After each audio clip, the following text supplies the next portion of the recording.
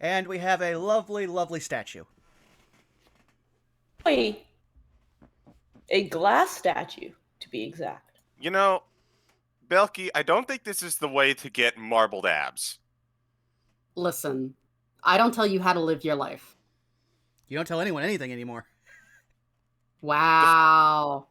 Damn! Wow. Listen. Where's the lie, though? Wow. Listen, Daedalus is going to be emotionally distraught this entire episode. Let me have my laughs. Oh. But yes, it is a new year. And also, Wiley, thank you for the resub.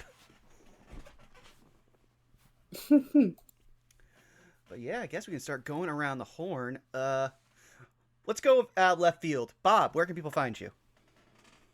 Greetings and salutations, friends. I am Shadow Dancer Bob. You can find me on Twitch, Twitter, YouTube, Blue Sky, Patreon at Shadow Dancer Bob. If there's a place to find it, I'm likely there. We got a lot of stuff going on.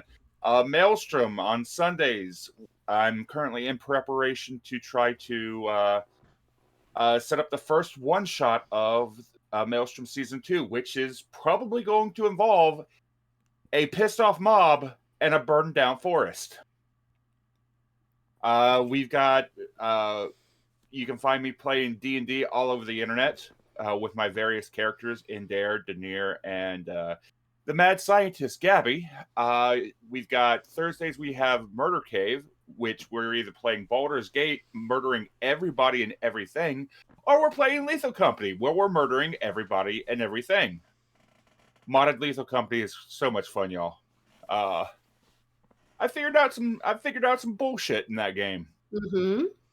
And some of you have seen that already. Additionally, can you twerk? Yes, we have installed the game. We have installed the mod where we can twerk. Yes, there is an actual mod for twerking. Wow. Friday's coming up. Hopefully, we will be continuing with Shark Squad now that a number of the members of Shark Squad are back. Who knows what we're going to be doing there? There's going to be a lot of chaos, a lot of bloodshed, and a lot of screaming. But it's going to be a fun time. Krista, where can people not find you? They can find me in their imaginations. If you think real hard and clap your hands, maybe you'll see me. Possibly. Who knows? Depends on how good your imagination is. Anyway, yeah, you can't find me because I don't do social media anymore quite so much. I mean, I shitpost on Twitter, but that's about it. You'll find me here every other Saturday, as well as the disembodied voice whenever my husband decides to stream on the rare occasion he streams. So, yeah, that's me. Go ahead.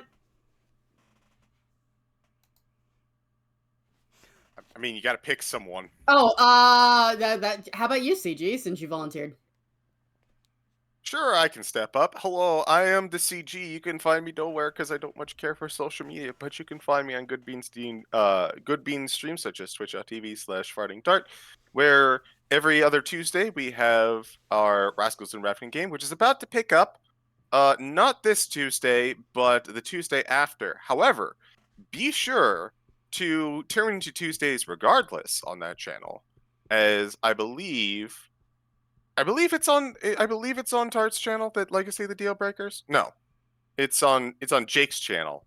We'll turn to Jake's channel every other Tuesday when it's not Rascals of Ravnica to follow them on their escapades as they are about to start back up. You can also find me on Tart's channel every single Saturday for War of the Shattered Sun, where we are finally going to war with the Shattered Sun orcs. Hey! It has been 13 levels, and we have made it to the front lines. God, we're slow. But other than that, I think I'll pass it on over to we'll throw it on over to Wiley. Oh, let me try that again. Hello, you can find me at xwiley on Twitch and Twitter. I play randomizers and roguelikes and roguelites. And I've done nothing but organize my inventory for 13 days. Because Backpack Hero is really fun, apparently. On Tuesdays, you can find me in the Ravnica campaign on Tart's channel. Thursdays on Helix Sux's channel for multi-world Zelda. And you can find me on YouTube, Ko-Fi, and Blue Sky at Wiley. And if you are a watcher of the Maelstrom and you want to just listen to the theme sometimes, that's on my YouTube channel now. I finally uploaded it after Yeah. half a year. But that's me. Zai, where can we find you? Hi, diddly do. I'm Zyme. You can find me pretty much everywhere at either Zyme or Zyminess. Instagram and YouTube at Zyminess. Or Zymicide, and Twitch at Zymicide as well. Yeah, we've been playing some Final Fantasy X on Tuesdays. Getting back into Guilty Gear Xrd Rev 2 on Friday so I could practice with my fight stick. And soon, very soon, we're probably gonna start Tekken 8 when it comes out, and I'm really excited about that. Very excited. Hooray, Lily. But yeah, that's pretty much all for me. Frost, I think it's you. Howdy, everybody. Twitch, Twitter, JFrost747. Find me on Good Beans D&D channels every Sunday and Tuesday. Twitch.tv/fartingtart for our War of the Shattered Sun campaign and our Rascals and Ravnica campaign that has returned. As CG has previously mentioned, we're at the front line of war. Shit's gonna go down. We have many great things, including mystery, intrigue, deception, and a portable tactical nuke. Tuesdays, well, y'all get to enjoy all the fun, crazy bullshit that we'll have with Rascals and Ravnica. R.I.P. my boy. You know who I'm talking about. We will be pouring one out for the homie. But besides that, you'll also find me here every other Saturday for our Strixhaven campaign, where I get to have fun with these good beans, and also, mildly torturing them. Because, let's face it, it's just fun. But that's enough on my end. Vaughn, you're the last one up. Why, yes, you've already found me here at twitch.tv/BurnoutVaughn. You can find me on Twitch, Twitter, YouTube, not Instagram. Okay. Twitch, Twitter, YouTube, Blue Sky, as well as at the Burnouts Bar Patreon. And, oh boy, do we got some stuff coming up, because soon I'm going to be able to announce another long-time stream that'll be starting here soon. I just got to wait till some people get commissioned for graphics, and then we'll start announcing things. But aside from that, no Wizard Sips plays this week, because we need a little bit of a break before we jump on into Resident Evil 4, the remake.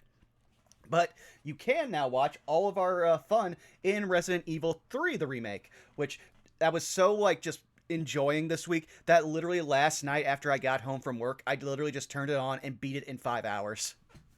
That is It's that a is- treat. That is the Resident Evil experience. You spend like 30 hours going through it the first time, you come back and again, and it's like, wow, I knocked that out in a day. Well, Yup. the 3 remake is also like one of, if not the shortest games in the franchise now. Yeah. But still good, still good. I went through, and the only things I took from actually unlocking were I got the Samurai Edge, the official handgun for Stars, which is just a better handgun, no infinite ammo or anything, and then with Jill's original costume, because I think that looks cool. I love the shoulder pads. But Can't wait for you to become a parry god. Oh, Lord. But aside from that, there's also, next Saturday will be possibly us wrapping up AI the Somnium Files and the Nirvana Initiative. Ooh. We finally have to get to a stream where there is not somebody who's been cut in half. It has happened every stream. Statistically, it shouldn't. We should have broken that like narrative chain up, but somehow we've timed every episode that there is one person cut in half in every episode. I'm hoping we break the chain. I'm hoping we break the chain. But if not, you can watch the game break me, like it did last week. I have never been that hoarse after a stream before. That being said, though, now it's time for us to listen to the lovely theme song made by X Wiley Willie, so I will let that play.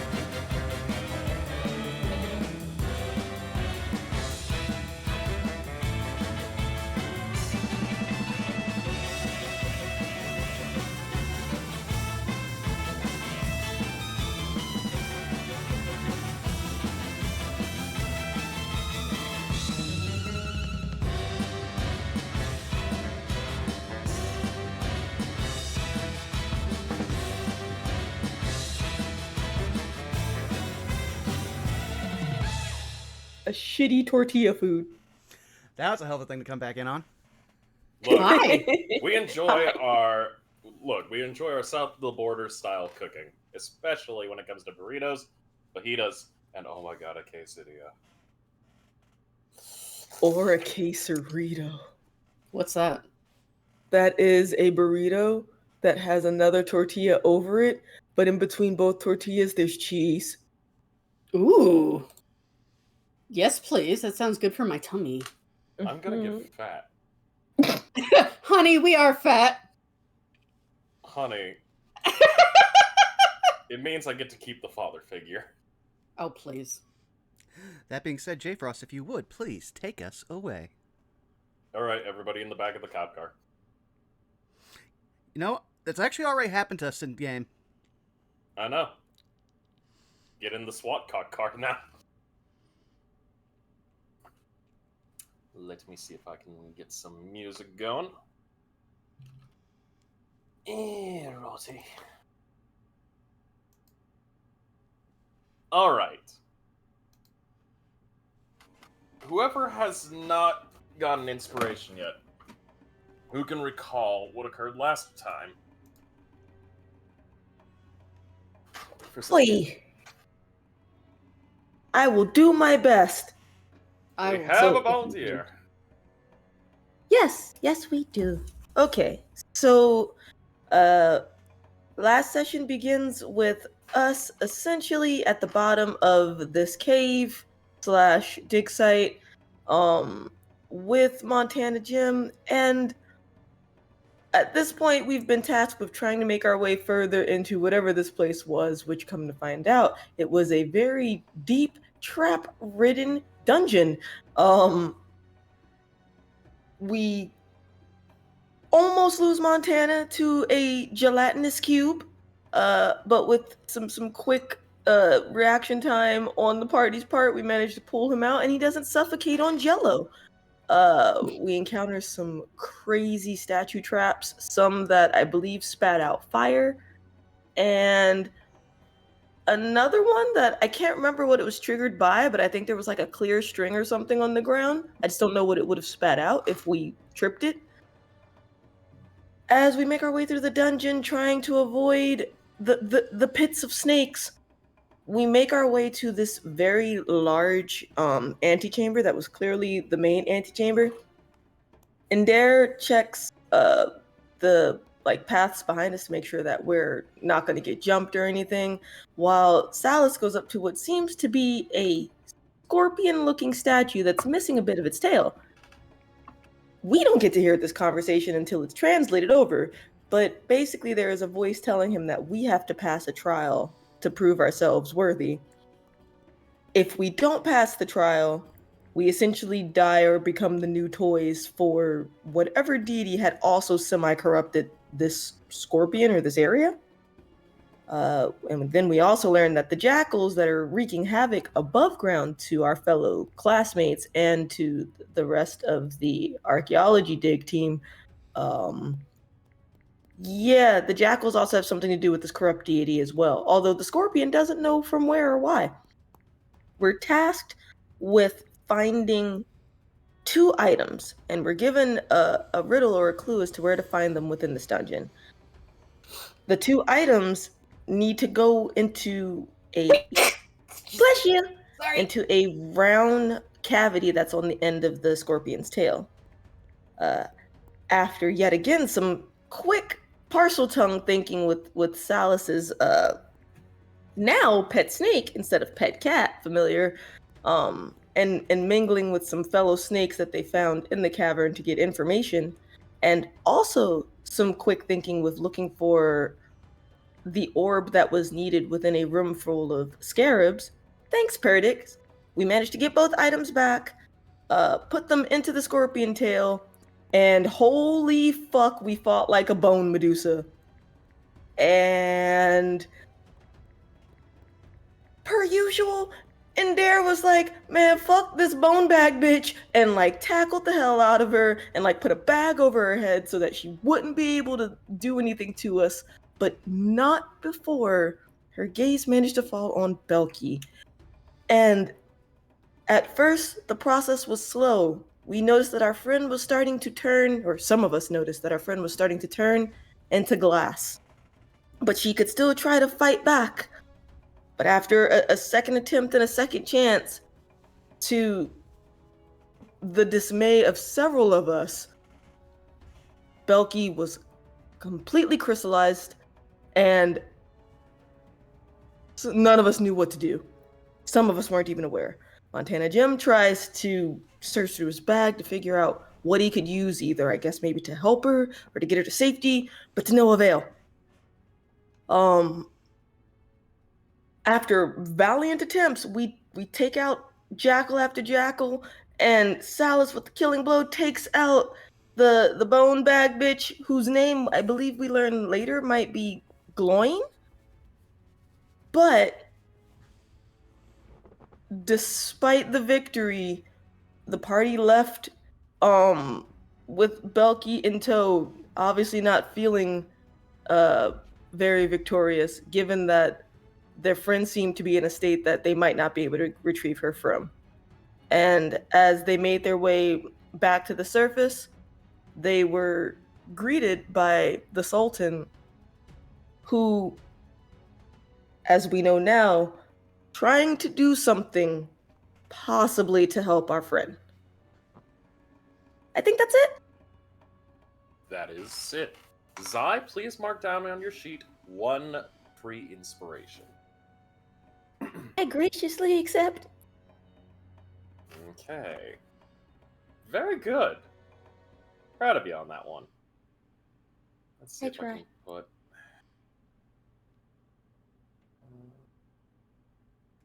Is this the correct?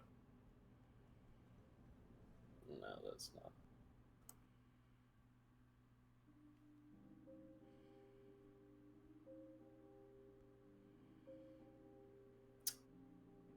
We pick up where we last left off. You all see the Sultan currently standing over the crystalline form of your friend Belky. Currently, he has both hands upon Belky's kind of sternum area, like at least center of the chest. And there is small sparks of electricity kind of generating around him. The clouds above are darkening. You can all, for those of you with decent perceptions, I would say for you especially, Iapetus, you could smell copper in the air. You smell ozone. And eventually, the small sparks of electricity start turning blue.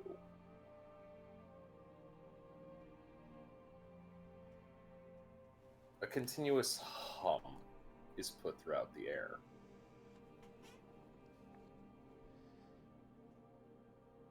It takes a bit of time. Minutes go by until, for the briefest flash, it seems like a small, tiniest bolt of blue lightning comes down, connecting to the Sultan's hands, and spreads across the crystalline form. The form begins to crackle.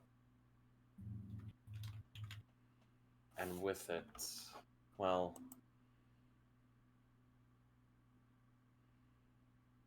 it takes a bit.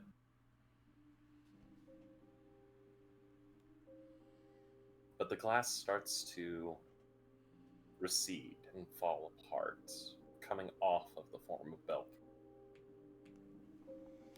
Belky, Yes. you no longer suffer the petrification effect. Oh. However, Uh-huh. you are not conscious. So you just see Belky collapse onto the Sultan. The Sultan will kind of hold you, and he looks and goes, I need a guard. And one of his guards runs up and kind of gets you by the other arm and kind of takes you over towards at least this area, where they kind of prop you on a seat. Mm-hmm. Sorry, guys, I'm dead. Joke's on you. I would say anyone with a passive perception of 15 or above, you would see Belky breathing, but for all intents and purposes, she's conked, like out. Eventually, the Sultan kind of takes a couple deep breaths, and one of the guards goes up to him and says, "My lord, your energy. I am okay. I am not used to the magics."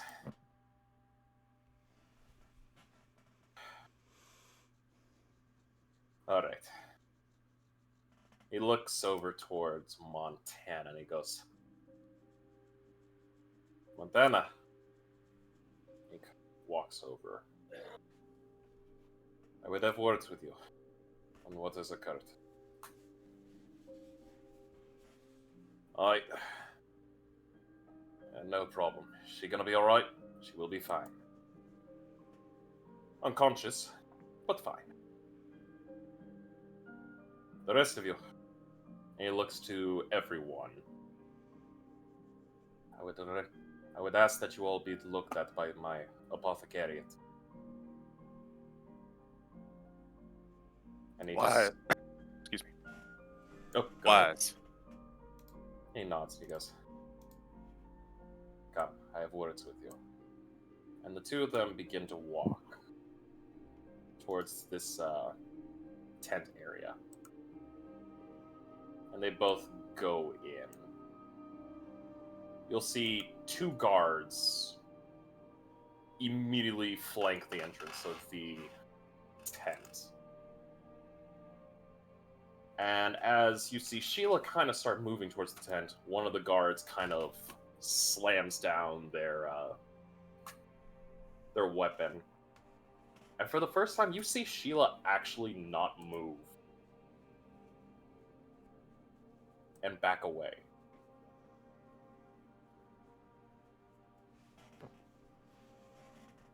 As for the rest of you, you all will be attended to by a apothecariat.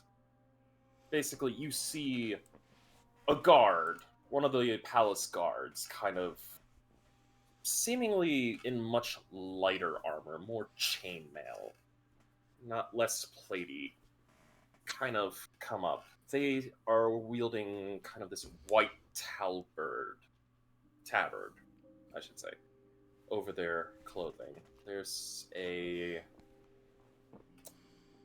symbol of a staff with twin serpents around it. And they go up to each and every one of you. We will start with you, Iapetus. Are you alright? A little banged up, but not too bad. My friend, is she gonna be all right?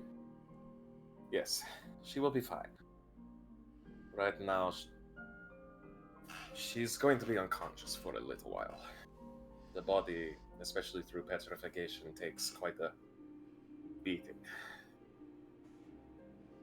so to speak. But she's alive. She's healthy. I see no damage upon her. Thank And goodness. he kind of just looks and goes, "If you don't mind, I will probably need any of you that have seen what caused this incident, I will need a report. Just to make sure I'm not missing any important details. Is that alright? Fine by me. Guys? I got no reason to hold back anything. Alright. I thank you. And as he looks over you, Iapetus, he goes, alright, your wounds are not too terrible. I just prescribe a little bit of bed rest. And some hydration. Thank you. Yeah, and she'll point to Ender and Salas, because off the top of my head, that's all I can remember as far as health points. They were closer to I believe the Sultan said her name might have been Gloin. Gloin. They might need more attendance than me. And she'll like step out of the way.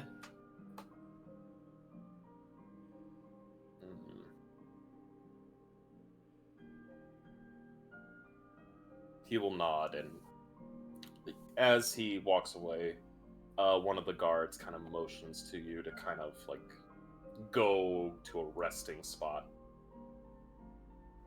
Basically, they'll have you go over towards like this table over here.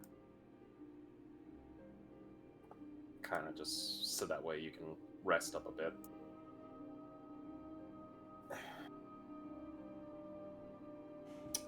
And there, the apothecary is checking you out next.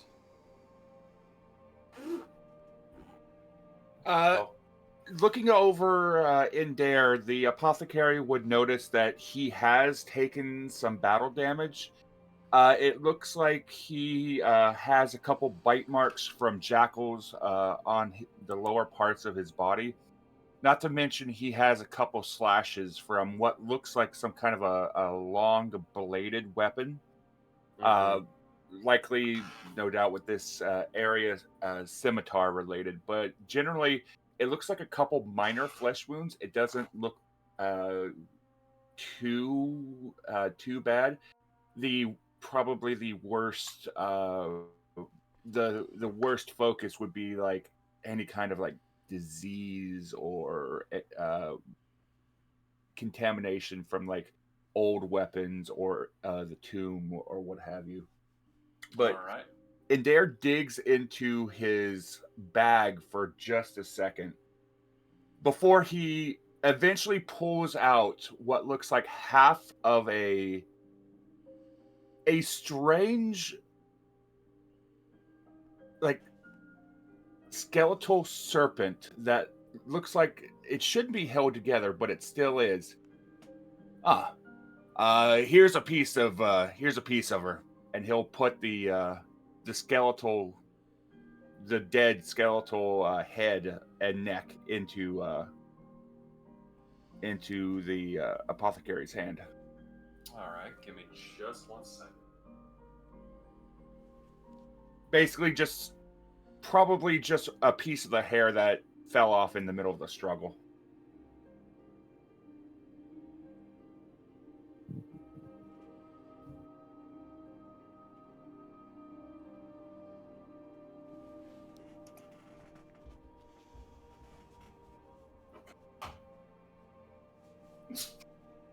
Alrighty, if that's the case, I am at 55 of 60, but I do have temporary hit points. That is no problem. I will say the apothecary is going to perform a medicine check on you, just to see if they can help. And give me just 1 second. That's pretty damn good for an apothecariate. That is a dirty 20. And there, you're basically going to be bandaged up. They'll look over your wounds, but as they kind of look at the skeletal, like, piece of the hair, they're gonna examine it further, and they'll go, alright, I will have to requisition you for more information, but You should be good. And he waves you over to the table. I was the one that was up front, up close and personal with the creature. I can get you what you need, including images of the entity and the area. And I would greatly appreciate it. always happy to give assistance to the Great Sultan. And he turns and walks off to an area to wait. All right. Goldblum, you are next. The apothecary walks up to you and goes, "How are you holding?" I feel great. Above game, I'm at full hit points and 15 temp HP, so I guess I didn't take any hits. The apothecary will look you over and go, "Remarkable. A single scratch. Okay, you're fine." And he gives you a good pat on the shoulder, and he's just, "Go take a seat."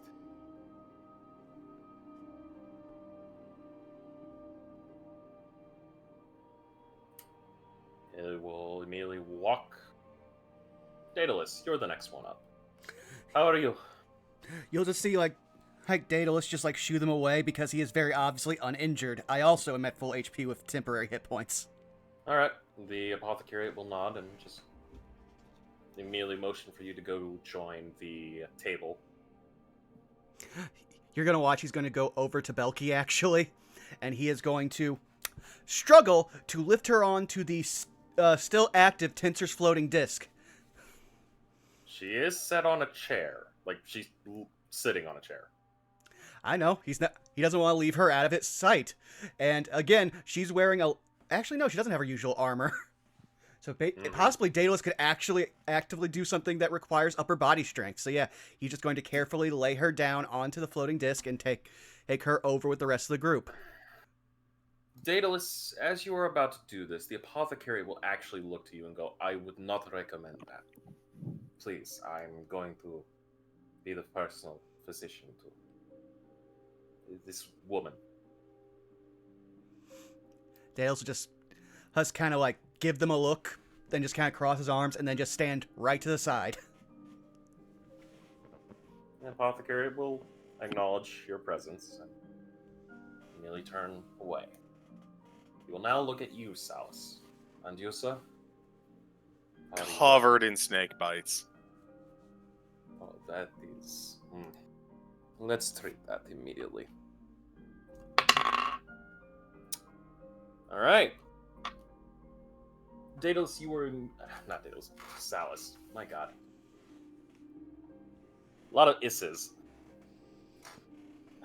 Salus, you are immediately looked at by the apothecariat, who begins to bandage up wounds, kind of takes some topical ointment and layers it onto you, only to kind of like slowly peel it off. And eventually they kind of decide, alright.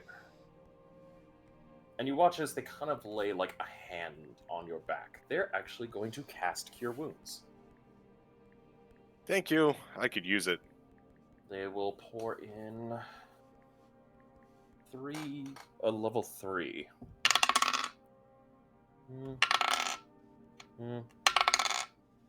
Ooh, okay.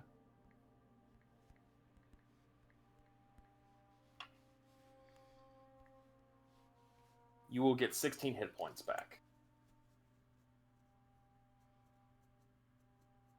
Doesn't quite bring me to full, but I might as well be. And they go, "Anything else? Are you going to be alright?" I think I'll be fine. Just a little rest, little detox from all this nonsense. I understand. If you would please join your friends. We are already... I will make sure to at least take a look at the rest. I've already gotten the vast majority of your encampment looked at. But I'm also going to need to do some work. And I won't stand in your way. And Salus will get up and he will walk on over to the table. The apothecary nods and just immediately walks over to the tent and kind of speaks to the two guards. The guards immediately let the apothecary into the tent that Montana and the Sultan are both in. Eventually, around 20 or so minutes passes by, and both Montana and the Sultan exit the tent. The Sultan goes, "Alright, I want a team of guards sent immediately down into the tombs. Scourge the temple, clear out anything that might remain. Tabula rasa protocol." And at least 5 guards nod their head, and they begin immediately over towards where the entrance location is. Eventually, oh, go ahead. No, just it seems like they're just clearing the place out, just burning it, that sort of thing, purging it. Is that kind of what I picked up from that command? Roll me an insight.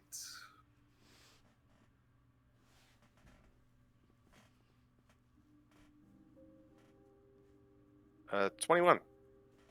On both sides. With that insight check, you can clearly see that, yes, the Sultan's basically telling at least a squadron of some of his royal guards to basically clear out the entirety of the tomb. I will say that probably given passive perception, Iapis will probably just hear Deus under his breath, "Well, he saved me the trouble."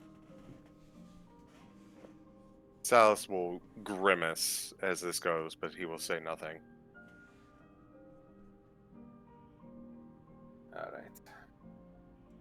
Montana, I thank you for everything that you have done, but I'm afraid that this expedition is to be... well, I'm afraid that I'm going to have to shut it down completely. Of course, You're good, my lord. I ain't dealing with that shit anymore. I am sorry, friend, but considering what has transpired, I cannot allow any civilians, even with your armed. He will he'll look sadly and go, "I am terribly sorry for your compatriots. I know what I signed up for. Just wish it didn't go out the way they did. I understand. I will personally compensate you and send condolence compensations to their families.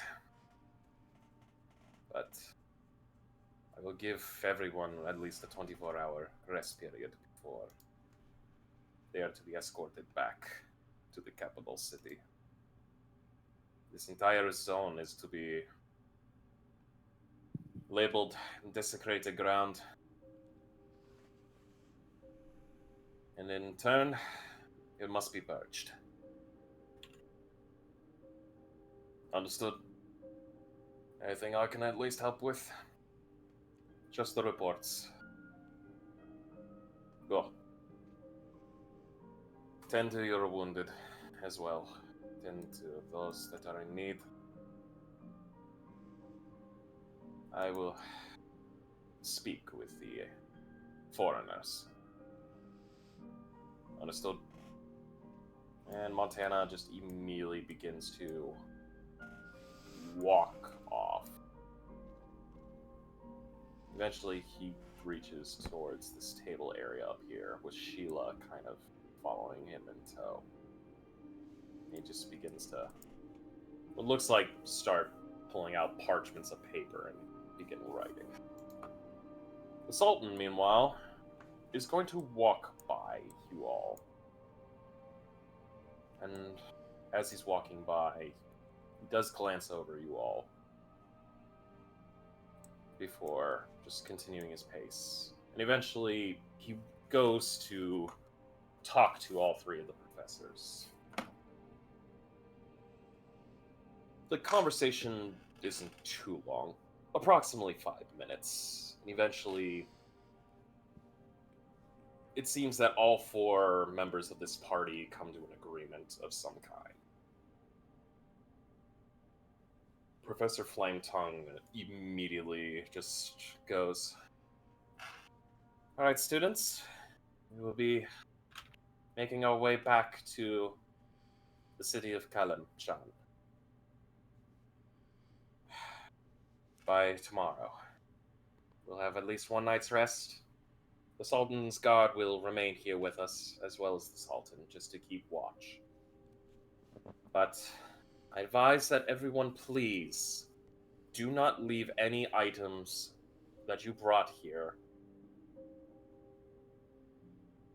Otherwise, you will not be getting them back. In the meantime, any of our finds, we will be having them all looked over, made sure that there is nothing left, no potential residual curses or anything else.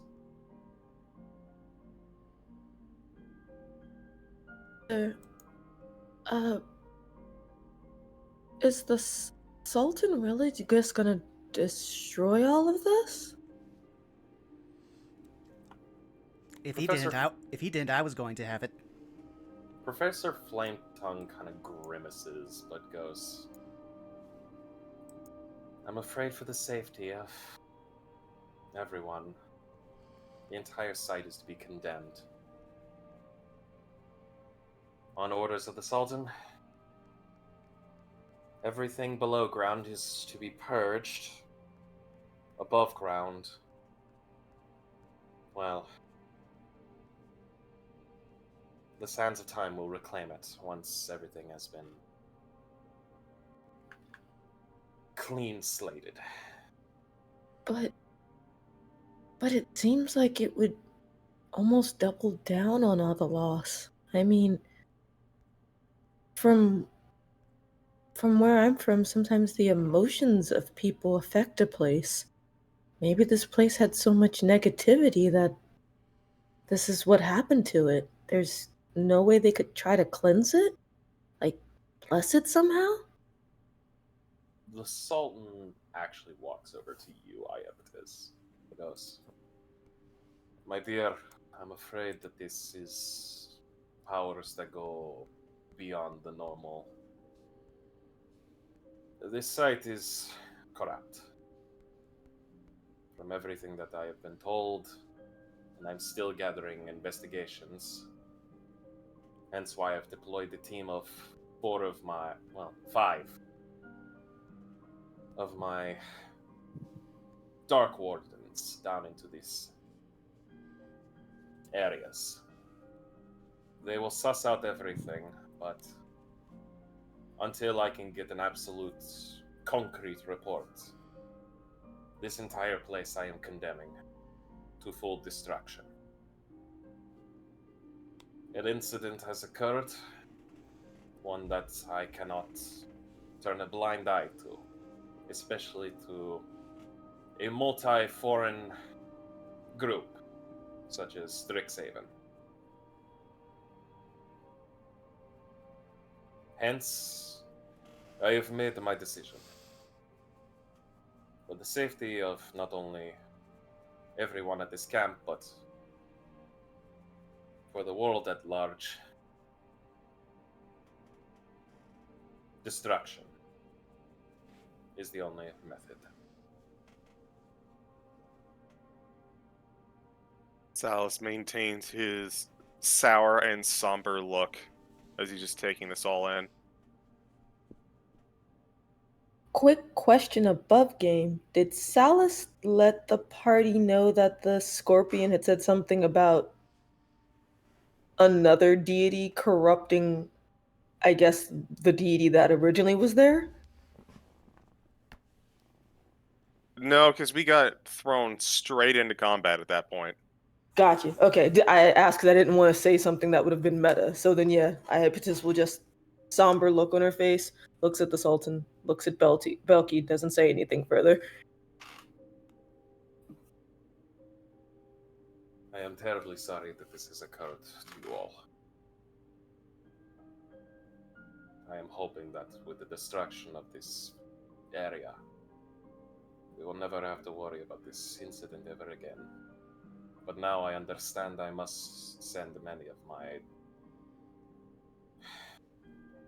dark wardens out. They will more than likely report more of these kinds of facilities if they do exist. In the meantime, on behalf of the entirety of Kalemshan, I offer my humblest apologies for this horrific events. And he bows. Please Iapetus rest. will return the bow.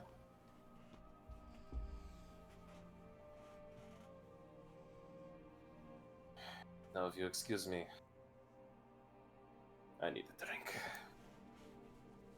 The Sultan begins to walk away. 4 of his bodyguards, 4 of the royal guards kind of flanking him. The twins walk up to your group, however.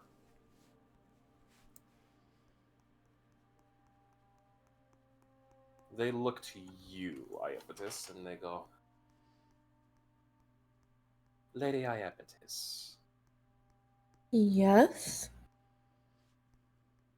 we will not bother you right now, but during the commotions and scuffle, we noticed your group was surprisingly absent. Yes.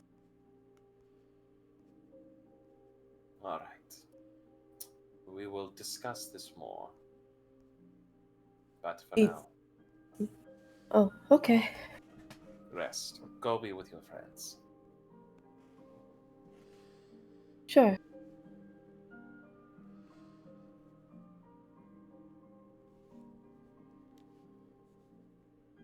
The 2 professors will immediately go and speak to the apothecariat, who, at this point in time, is coming over and checking Belky out more.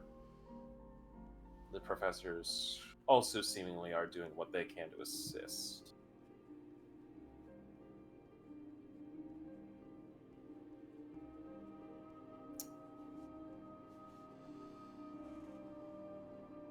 One of the guards, however, will come up to the table that you 3, Goldblum and Dare, and Salus, are currently sitting at and goes, "It was a hell of a petrification. What happened?" There's a bone Medusa down there. A bone of Medusa? Well, I mean, it looked like a Medusa, but it was made of bone. I don't know what else to really call it. I have never heard such a thing. Then again, deserts keep many secrets. You all fought this creature. Yeah, seems that this creature was tied to whatever was going on up here. Understood. And he looks to you, Salus. You fought well. You have Thank a you. good. You have good. You are good. He looks to the other 2 and he goes, "You all did good.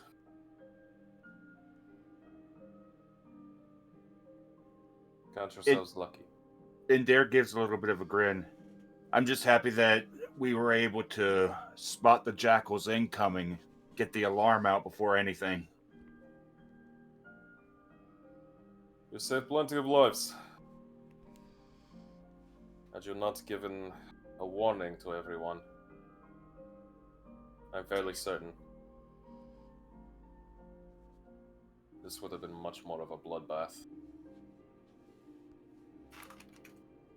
That initiative of yours has always been a lifesaver, and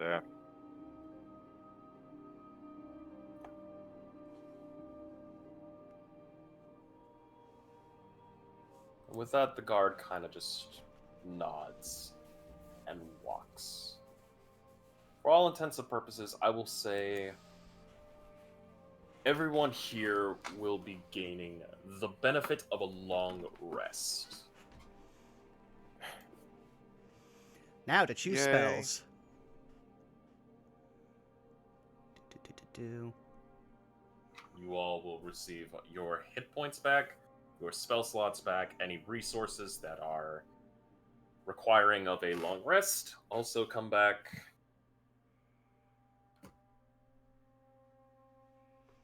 However, while this is going on, another conversation will be taking place. But this is going to be a one-on-one conversation. Hey, Belky. Hi, yes, I exist. Hello.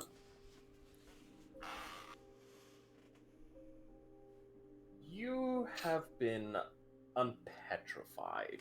Yes. It's wonderful. I can move again. You can. It's a shame that you're unconscious, though. Yeah, it kind of sucks. However, you aren't going to be dealing with the outside world, at least for a bit. Currently, you find yourself, Mm-hmm. at least mentally, at the encampment. Okay. There's no one here. It's just you kind of playing like your instrument, which is kind of weird. Yeah. Eventually, you hear in your head, Mm-hmm. right behind you. Huh? And Belky, like, sits up and turns to look behind her. Within your mental planescape of this Mhm. concoction is your uncle. Hi. It's your Uncle Z. Yeah. She just goes, hi? I sensed a major disturbance. Are you alright? I mean, Belky gestures around here. Any idea why I'm all alone? Your body. Wh- This is what? your mind. No, this is hi, Belky waves. I'm literally right here. Yes. Your mind is here. Your That doesn't body, make sense. you're unconscious. My god, you're supposed... No, you're my brother's child. Okay, I'm confused. So, I'm dreaming? And Belky reaches out and, like, pats him on the shoulder. You're You still pat gets him? Yankee. You pat him, but you don't feel anything. Oh shit, this is a dream. Fuck. Indubitably. Alright. If you don't mind, I'm going to take a little peek to see what happened. Yeah, I don't really have anything worth hiding. He kind of just sits right in front of you and goes, do me a favor. Yeah? Put your fingers over your eyelids and hold them open. That's a strange request. Okay. Belky will do so.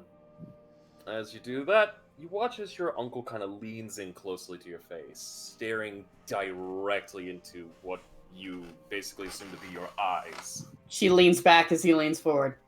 Yo, personal space, man. Interesting. What? Bone Medusa. Oh, fuck, yeah, I did fight one of those. Am I dead? No, you're alive. Okay, good to know. Though, you're definitely not...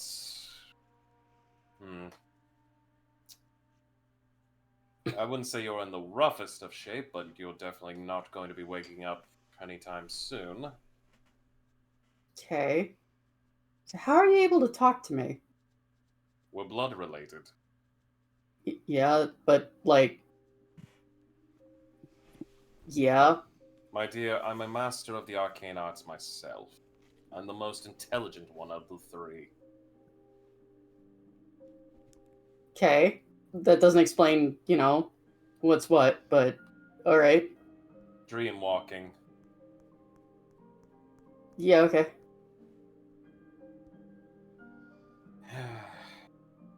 He kind of just sighs a bit. So, what do I do? So I'm just unconscious? Correct. You're out for the count at least. Probably give you anywhere between 8 to maybe 12 hours. So does that mean you're going to be hanging out with me until then?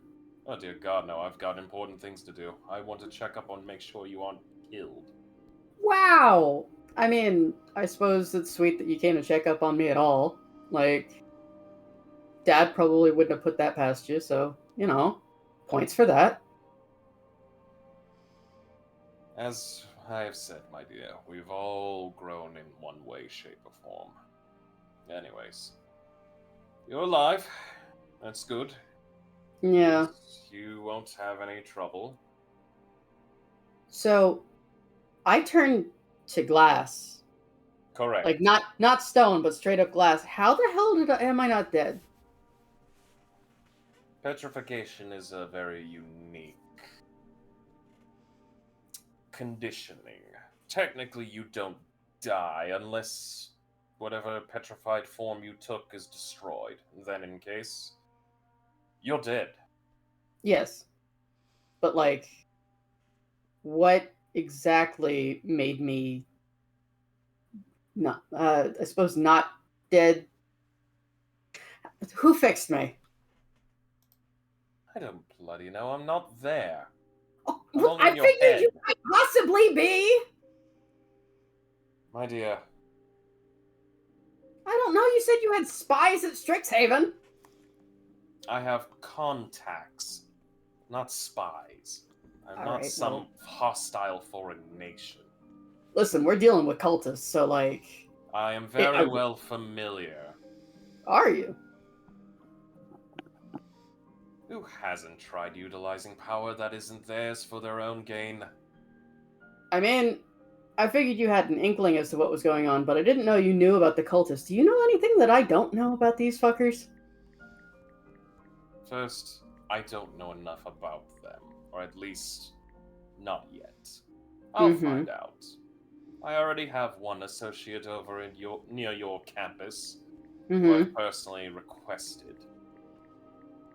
Okay. In fact, I would ask that maybe you get in touch with them. That might be a good idea, yeah.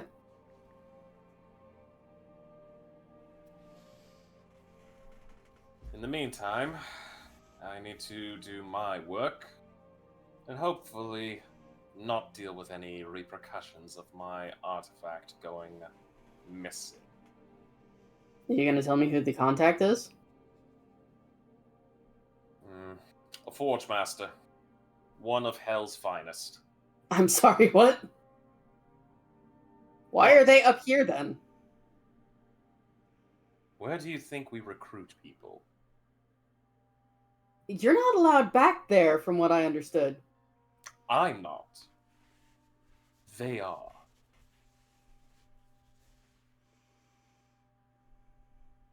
Besides, this isn't an underling of mine, this is merely an associate. One that I only called a favor in from.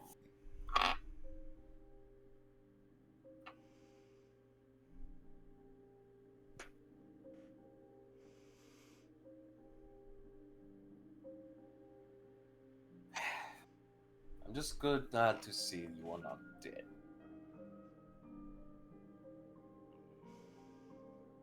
Well, yeah. Like you said, a little hard to kill me. Oh no, it's quite easy to kill an immortal being. There's billions of ways. I didn't... I mean, I'm stubborn. Fuck. Admittance is the first step in acceptance. There's nothing wrong with being stubborn. He kind of just looks at you and goes, I have a literal thesis I could make out of just that statement alone, but then again, I would need your father, and I don't want to deal with him. Listen, I know you don't like Dad, but he's not so bad once you, actually get to know him. Like, the way he is now.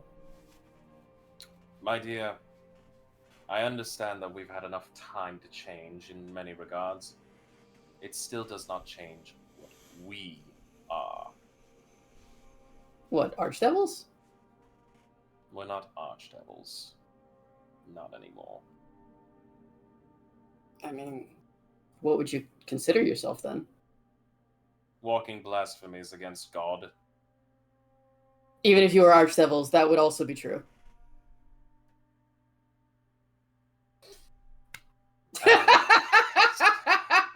You hear him kind of sigh. And he's just like, all right. Yeah, sounds about right. I'm going to leave now. All right. So, do I just hang out here? Dream of something nice, like I don't know what do people like you dream about? Fish? Fish? I don't know. Maybe you wish for the opposite. Well, so I can change this place however I want? It's a dream. Right, You well, literally are generating everything from your mind here. yeah, well, listen, I've never lucid dreamed before, so cut me some slack, I'm new, yeah? So, I wouldn't say lucid dreaming. You're just going to have your mind fill in the blanks and decide to make up scenarios. Who knows? Maybe But you'll think of something nice. but I'm conscious, so that's lucid dreaming. For now, once I walk out, you go Well- back to normal.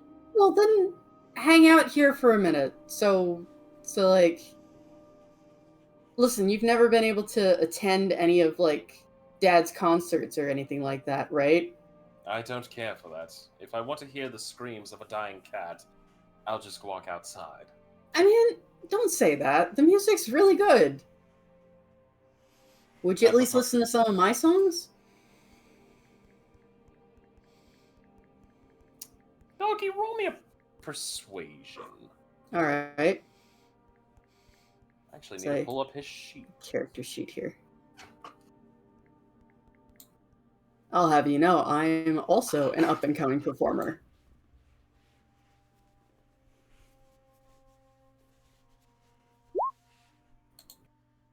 $25. Okay. Let's see. He's gonna have to roll a competing.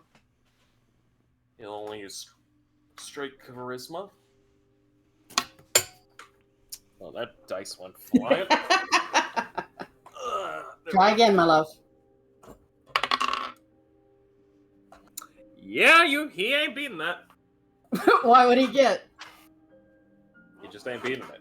Oh, okay. All right, fine. Yeah. All I'm right. gonna tell you everything. Yeah. So Okay. Belky will Don't take your conjure seat. up a crowd and like a proper stage like her dad would perform on, except where her uncle is, there's a section that's like roped off about 5 feet on either side of him and behind him. He's in the front row, so that no one will touch him, even though this is a dream. No one can touch him because he seems like the kind of person who doesn't like touchy-feely things. He does not. He yeah. goes, oh, well, look at that. You at least have some manners. Well, you know. And the vroom of the bass that she conjures into being, it's her battle axe, and she's in full-on costume with her band behind her. Is Just, Dream Goldblum down there? Dream Goldblum, Dream Antimony, and the Yeah, just the stage is all set up with effects and whatnot, and she will play one of her songs for him. Roll me a performance. Okay. Do I get advantage because I'm dreaming and I can make it as badass as I want it to be? Straight. Fuck. All right. 18. All right. Let's see how he reacts to it. Meanwhile, I'm going to get me a drink.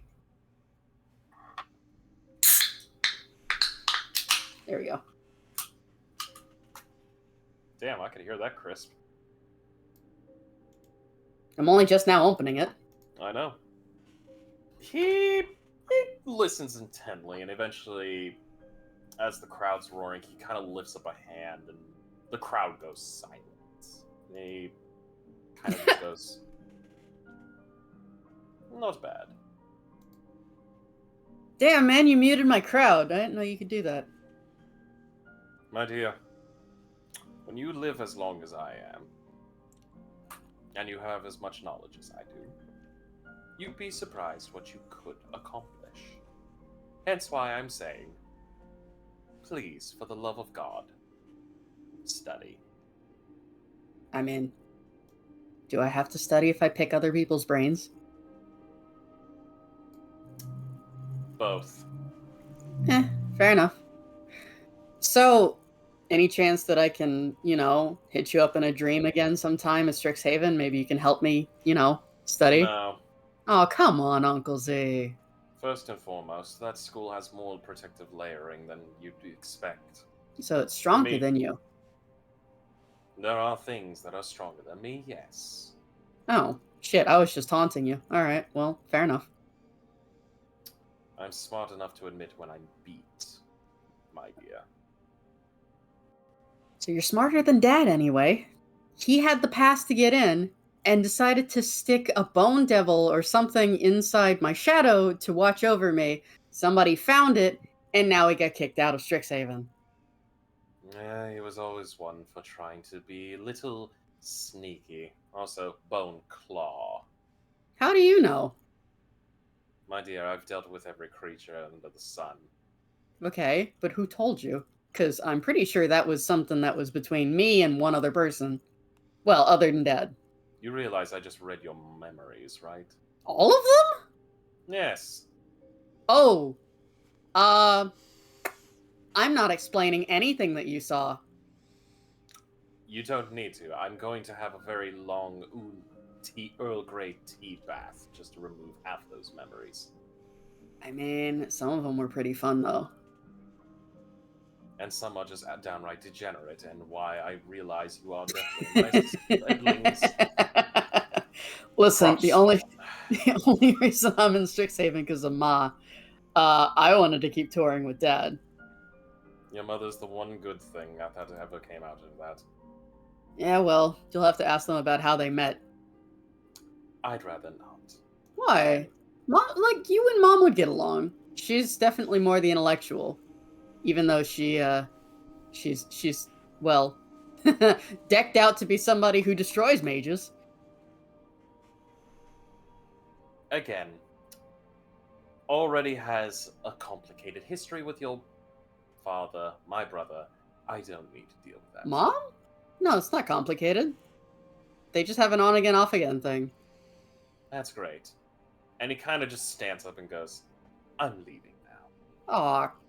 Well, I mean, I can't give you a hug or anything because this is a dream, but, like, take care, Uncle Z. You as well, Belky. Thanks for letting me know I'm not dead and that this is a dream. Can you turn the music back on now, please? He waves his hand, and eventually the music comes back. The crowd screams, but as he leaves, kind of begin to auto-filter. Eventually... Begins to what? Your mind begins to auto-filter everything. And Belky, you will gain the benefit of a long rest. Okay. I didn't have any points taken away. It just turned to glass. I know. Just giving you the heads up. Thank you, thank you. eventually, you do come to your senses as you wake up. You are currently being looked over by this man who happens to have, like, chainmail armor with a tabard, a white tabard with what appears to be a medical symbol upon his person. And he goes, "Oh, you're finally awake." That was the best concert I ever gave. Oh, fuck, it was a dream. Hi! Who are you? Where am I? What's going on? I am the apothecariat. You are at the dig site, and you just woke up. Ah. Where are my friends? They're currently... Well- I would assume they're gathering this stuff. Daedalus would not have left from that spot. He would have posted up there. He would trance standing up. So you just see him with his arms crossed, like eyes unfocused, just standing there. Belky glances past the apothecariat and sees Daedalus and gives a smile and gives a faint wave. Hey, you put up a good fight. Good job, Specs. You'll watch like once Specs registers in his head, he'll like do the head dip up thing. Belky! And he just runs over and tackle hugs. Wait, he runs over to her and what? Tackle hugs. Oh, wow, okay. The All right, apothecariat immediately goes between the two of you and goes, no, "Pardon me, it's okay. Hey, no, it's all right. And just pats I Daedalus on the back. understand, madam. However, as the Medicae, I would request that you be looked over before we release you." Bro, be chill. It's my friend, yeah? I understand, but madam, we're still making sure that nothing has happened. You literally were depetrified from glass. I mean, I'm a little thirsty, but like, it probably That's comes from normal. being glass. Yes, you're going to. Yeah. And Daedalus just immediately pass the hand you a water handful skin. of water. Thanks, Specs. I'll take some and have a drink. This is just water. Where's the wine? Water. Only water. At least for the next 8 hours. Ugh. All right, fine. And she'll begrudgingly drink the water. Yeah, so Daedalus just like look to them and just be like, "I'm Professor Naylock's protege, not Professor Morg's." yeah. So what happened yeah. We managed to kill it. I figured. That So I'm also, not dead. then all of the jackals disappeared because we killed it. Then I destroyed the statue because I was mad at it. Then we came up here. Then the Sultan did some weird sky magic that unpetrified you, and I've sat here for the last 14 hours making sure that nothing happens to you. You've been here for 14 hours. Yeah, we're about to leave. So you stood here for half a day? Yeah. Bro. I know you don't sleep, but get some fucking sleep. I mean, I did eventually end up trancing there without noticing. Yeah? How's your sister and everyone else? So, what were you guys doing? If any of you were checking on us. I didn't know that when Belky was going to awaken that we were going to be exactly where we left off. I will, yeah, basically, you all got benefits of the long rest. You're probably all at least got breakfast in you. So. Not Salas. Oh? Except Nope. Salas. Ooh, interesting. Salas has not left his tent. Ah. He is staring daggers into the gold egg that has been placed into his care. Mm. Do I see him? No, I he's mean, in I'm his in my tent. tent. Oh, you're in your tent. I thought you were in the No. medical tent. Okay. No. All right. Cool. No, dear God. Cool. No worries.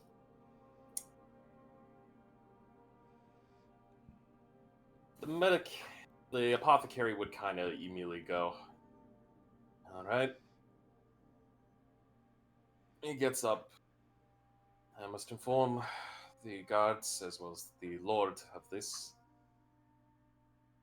I would ask that you please remain in this tent at least for the next 10 minutes until I return, to give you at least some last-minute check over for clearance.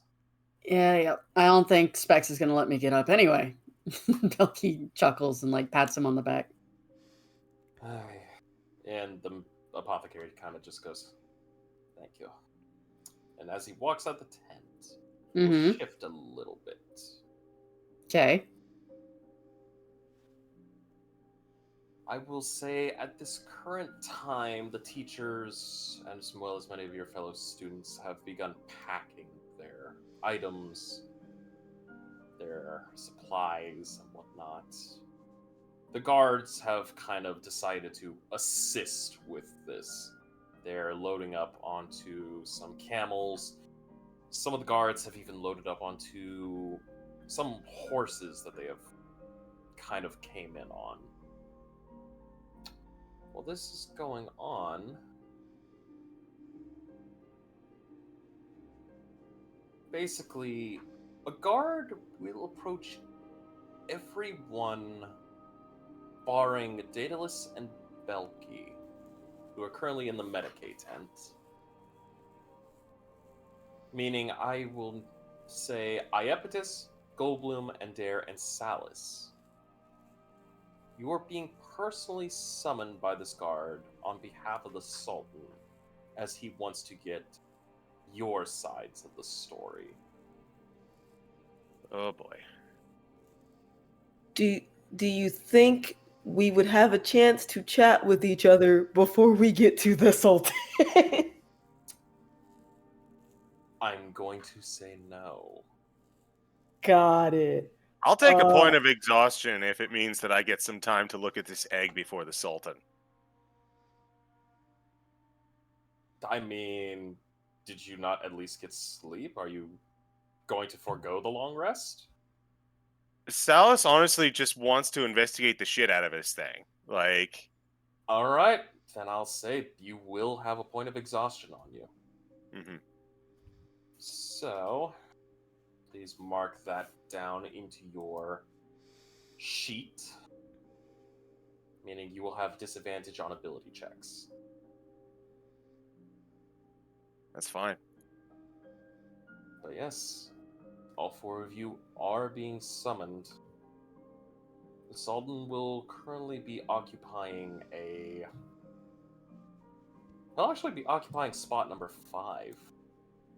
Dig site spot 5.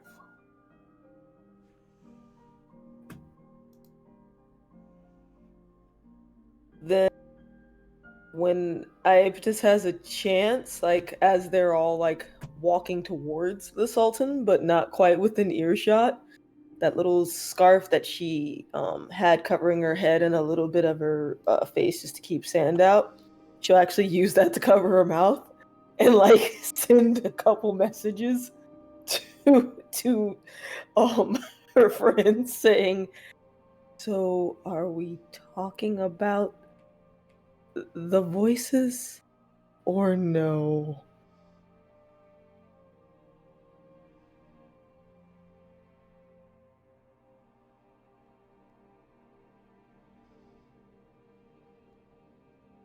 Salus is deep in thought and does not reply.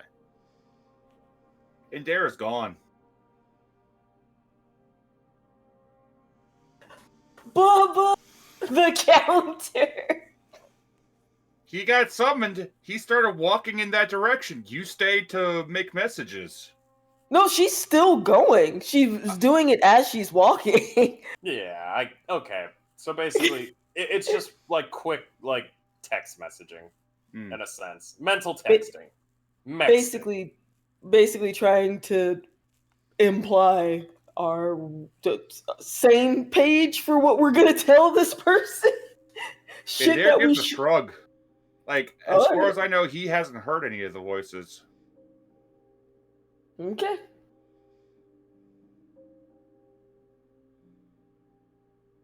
So, am I gonna get a chance to look at this thing or not? I will say yes. I will say this. Salus, this is a pretty decent sized golden egg. Like, there's some light ridge lines, like, kind of going from top to bottom of it. But it's hefty. It's weighty. But that egg is solid gold. So it's like a pure gold item. Yes. Okay. It's gold. Like, if I were to, it's the size, it's bigger than a bowling ball, I should say. Like, it's hefty. Pretty big. I mean, it fits in your bag, no problem, but During the night of sleep, while he was investigating this thing, did he get a chance to check it for magic? I would say roll me. This will be without the disadvantage because it's during the night. But roll me a Arcana. 16. Both ways again. I'll be damned. With a 16, whatever, if there was any magic, it was probably kept in the preservation of the egg. But the egg itself, I mean, there's traces, but nothing really emanating from the egg. It was more surrounding it. Must maybe to have been kept.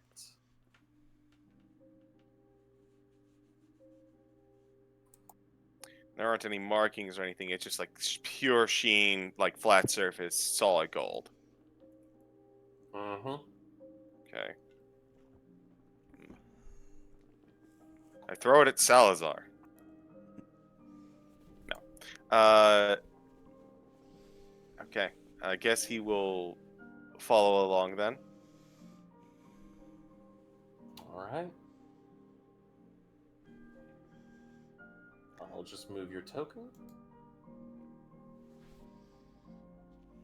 Goldbloom, how about you? Are you accepting the summons? Yeah. Alright.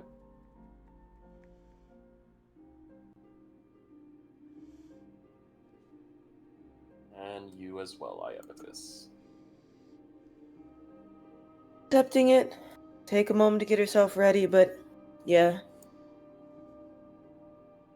Okay. The four of you will approach dig site spot number 5. There is currently an encirclement of the royal guards who do allow you to pass. As the Sultan is what appears to be finishing up some speaking with the apothecary. And he basically goes, "Thank you for the information, you are dismissed." And the apothecary walks out. And eventually the Sultan looks at all four of you and goes, "Ah, friends, please." And he kind of gestures to 4 chairs that have been set for you all. Take a seat. Indare gives a respectful bow to the Sultan as he did in previous meetings before he settles himself down. The Sultan nods. Sal's is still kind of autopilot as he sits down. Iapetus nods curtly, and takes a seat where there's one open. Notably, are there any other chairs other than those 4? Nope. I mean, there is one, but it's set for the Sultan himself. Okay. Intriguing. We'll keep that note to self.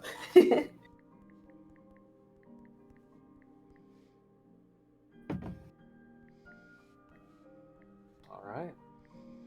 You all take your seats. The Sultan also takes a seat himself. You have no need to worry. You are not in trouble.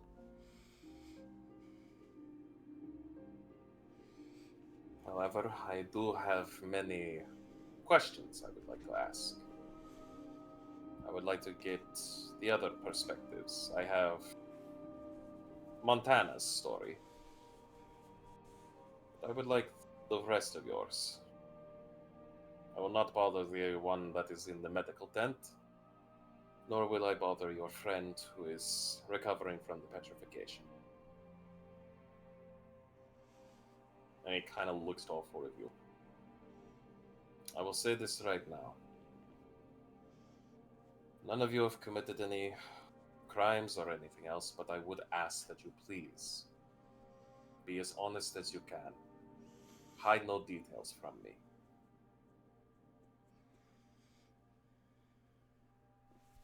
I want to get as broad and as accurate a picture as possible.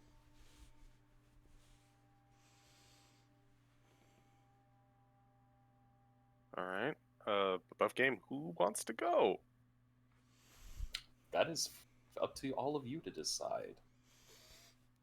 So that's. Oh, go ahead. Go ahead. So as the Sultan goes ahead and he asks the question, Indare straightens up a little bit, pulling his shawl around him just a bit more. The entire thing began shortly after the sandstorm had kicked up. Everybody was beginning to hunker down. The students from the school were beginning to shelter themselves in tiny huts, whereas Montana and his men were hunkering down and fortifying their camps. I had a unusually bad feeling about everything going on, so as the sandstorm was beginning to kick up, I decided to take one last patrol around the area of the camps. I noticed a number of very strange shapes out in the desert, in the sands. I immediately returned to my professors to warn them, to give them a heads up on what's going on, and that would be when the jackals first came in. The teachers, the professors were able to alert everything going on, alert everybody as to what was happening.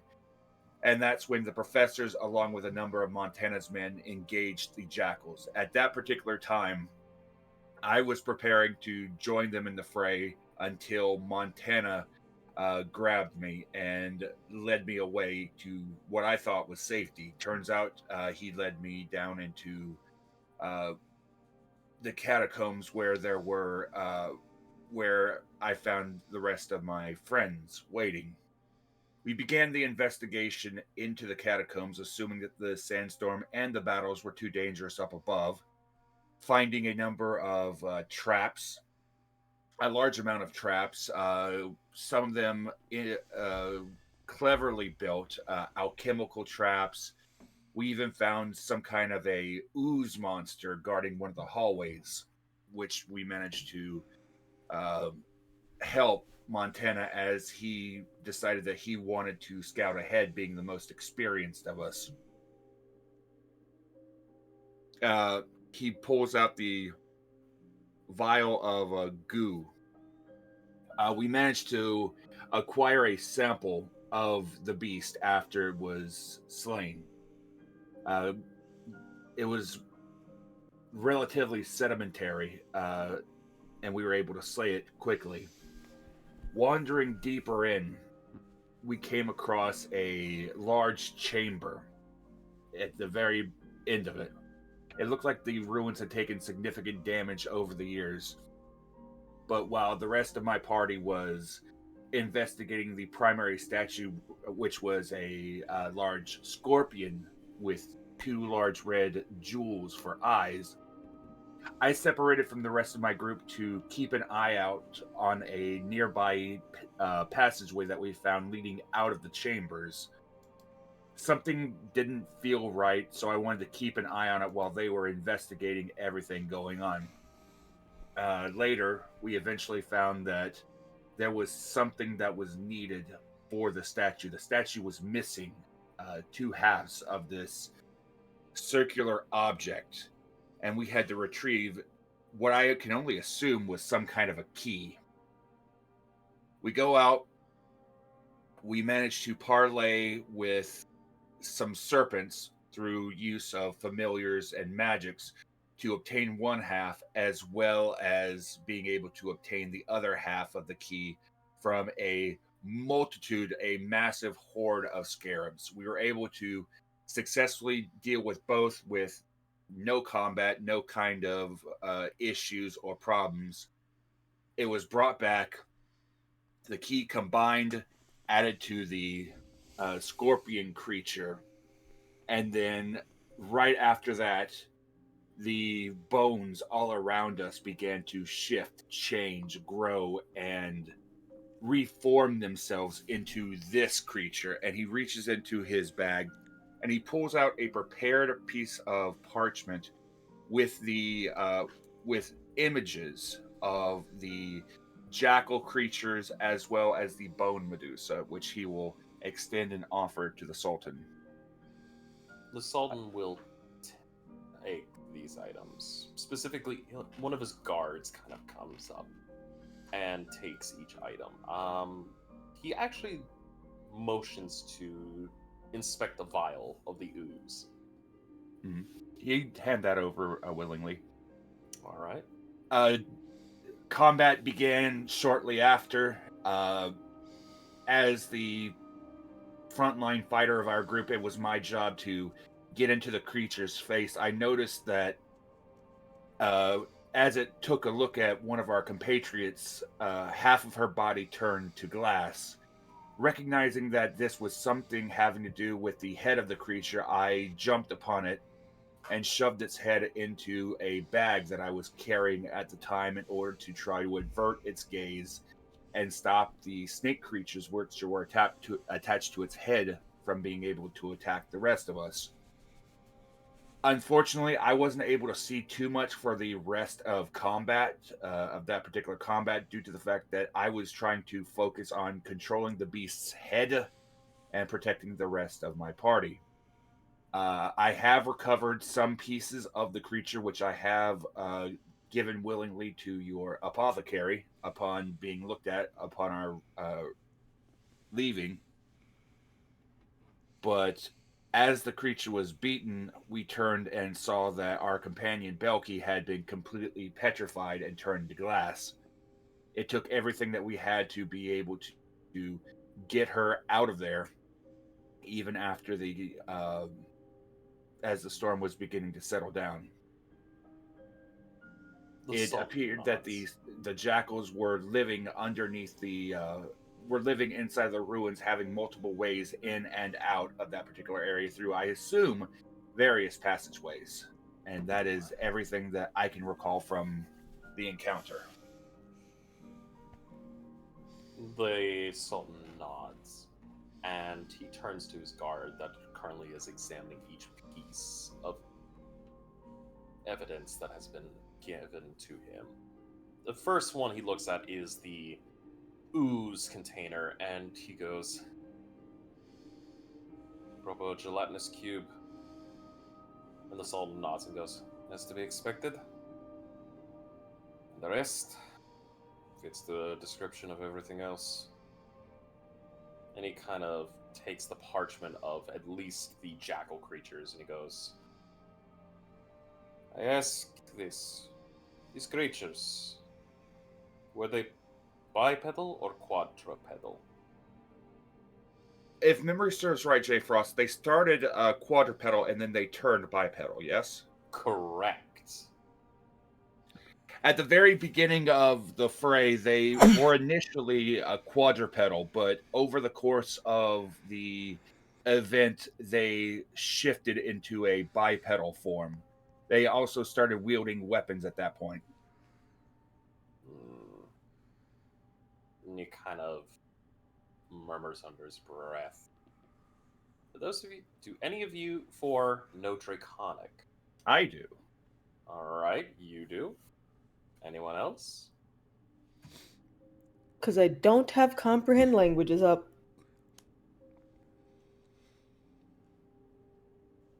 Alright. What's the language? Draconic. Salus does. All right. Salus and Ender. Please roll. Actually, let me see. Roll me perception checks.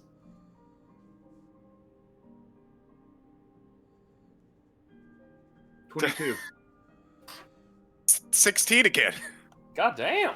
I have rolled no variation between my advantage and disadvantage. I know, this whole that's game funny so as hell, especially considering the fact that you have disadvantage right now on your ability checks. Alright, Salus and Ender, you both will pick this up. You hear him mutter,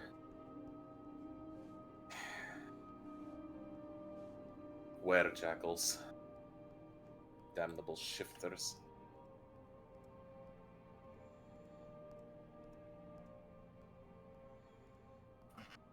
After he kind of mutters this under his breath, he looks at the remaining and goes, "This definitely was a Medusa. A bone Medusa, I'm not certain on how that operates. Definitely a Medusa nonetheless. No doubt reanimated through powerful necrotic magics. Class, on the other hand, that's a new one. But yes, I see. That ties into much of what Montana himself has said.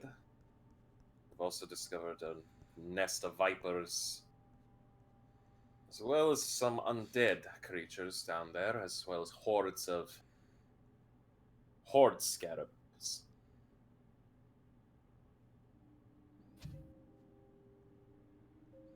So, makes sense. And he kind of just like motions the guard to bring the items back to you in there. Alright. Anything else? And he looks to the remaining three of you. Any other information that I am lacking? All things considered, I think Indira covered it. Oh, I mean, the only reason why Montana ended up learning about it is because, at least in my case, I wanted, we were supposed to have a chance to actually check out that area, and we just, weren't going to be able to because of the sandstorm. So, if it just so happened that all of us weren't there when we were, from what we understand, the sandstorm would have kept going. It wouldn't have stopped. Something down there was affecting it.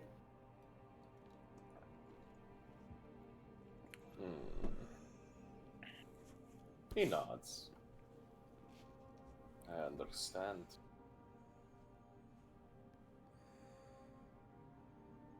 Salus, who has been quiet this whole time, pipes up and says, "That's not the only reason, though." Really? No. Speak, my friend. I would While I had my own curiosity for going down there in the first place, once we got down in there, I heard a voice. One that was calling my name specifically. The Sultan will lean in. Goes, go on. It started earlier in the day, when, after we had done some preliminary digs, there was a voice carried on the wind, something you would usually just kind of brush off. Just your mind playing tricks on you, saying, "Come and see." And well, I did. I brushed it off. But as what Iepetus mentioned, the curiosity got the better of me, and I went down in with her. And as I went inside, I heard "come and see" again, which was concerning, as I was the only one who was hearing it. Concerned about what this might entail. I admit, I was torn between two different sets of minds, as well as my companion's curiosity. As I attempted to leave to go get, uh, attempted to leave to just kind of say that leave sleeping dogs lie and let my curiosity be buried with the sandstorm. That was when it uttered my name. At that point, that was when we decided to get in contact with Mr. Montana. Furthermore, this curse, whatever it was, seemed it fit to communicate with me and me alone.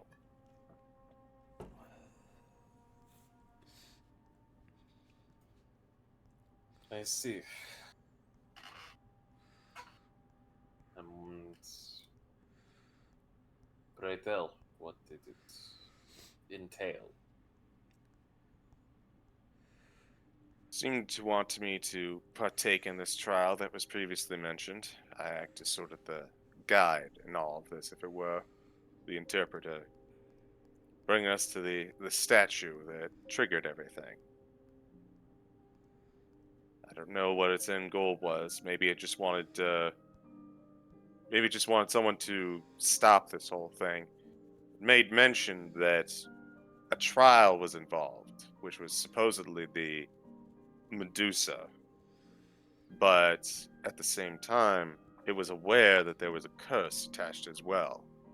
I believe this was the sandstorm and the jackals at the same time. That's where it became clear that the sandstorm, the jackals, and this curse were all connected in some way, along with whatever was previously here.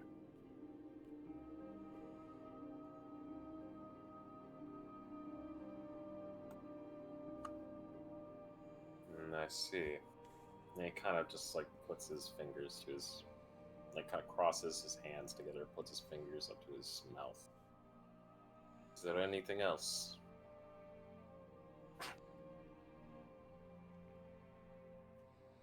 Yes.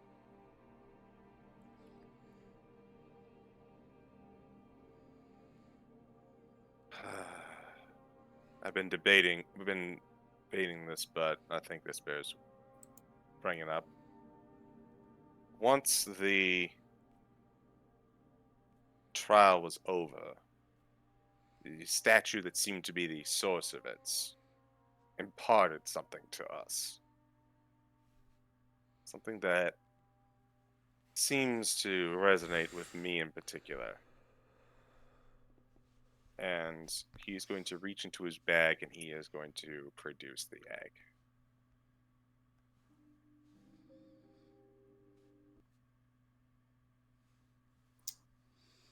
Salus, as you produce the egg, the Sultan's eyes widen and focus directly on the egg.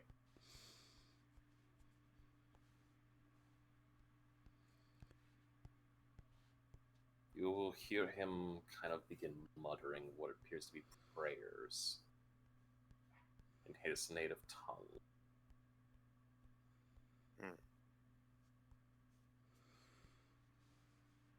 And it's at that moment the Sultan stands up. All of you, save for you. And he points to you, Silas. Leave us.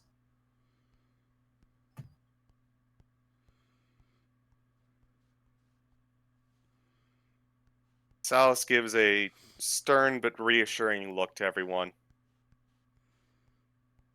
Out of curiosity, can I roll insight? Yes.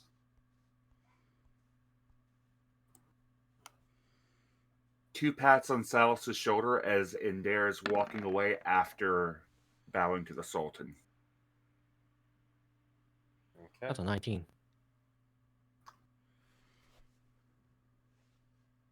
Goldblum, with an insight like that, the Sultan knows whatever the egg is. And he is focusing hard on it. The fact that he's telling everyone of your group, save for Salus, to leave, means this man is going to go into a very, very intimate conversation. That he will follow orders. Iapetus will look at the Sultan, nod, look at Salus, see the confirmation, and walk out slowly. She'll see concern if anyone looks, but she'll walk out slowly. And if no one stops her, when she gets about like outside of the tent, because she realized there were things she couldn't understand when she was in there, she's just going to like lean up against a tree or something and just spend some time ritual casting comprehend languages. I'm going to say this. Iapetus, Hmm. if the guards themselves are actually going to, if you are trying to get within earshot, they are going to forcibly, they're based, not forcibly, like, aggressive, but they are going to be very stalwart and kind of look to you and say, "Madam, it is time for you to return back to your tent. This conversation does not concern you." She will keep walking then, but when she gets back to her tent, she's actually still gonna ritual cast it because she realizes from last time, well, shit, she has no idea what's going on. So I think I was over at either 2 or 4. Just take whatever space you want. I'll be Cool. honest with you. The guards, however, will begin lining up. They will produce their shields forward. Stylus. Let me put on some music.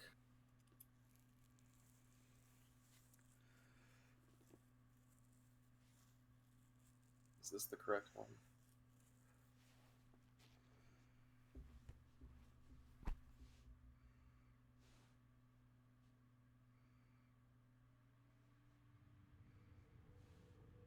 Oh boy!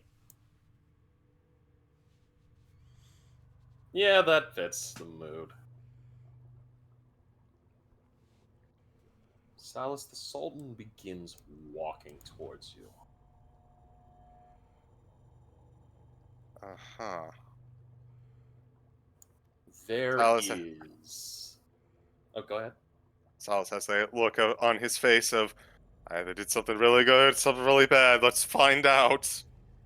Sultan just walks to you as you are holding this egg. And he just...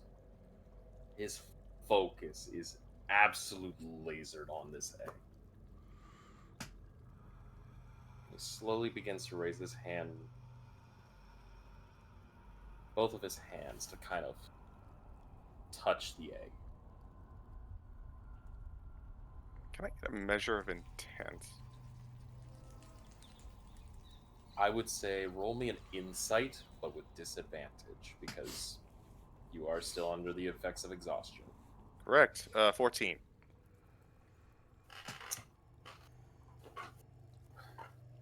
With a 14, not, I mean, he's being gentle, but you cannot really get a read on the Sultan. Khalid is kind of like, this egg has his attention. Mm-hmm.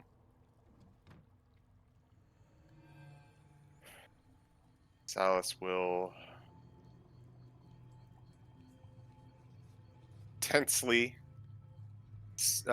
remain silent and attentive.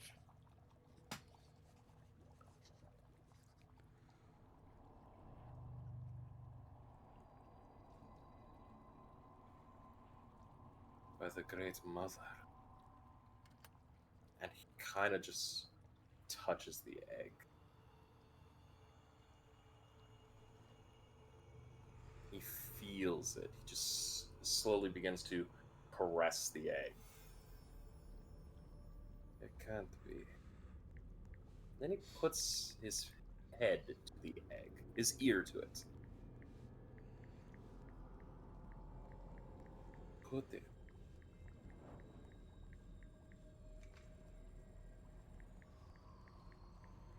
So this man attempts to kind of pull the egg from you for a closer inspection.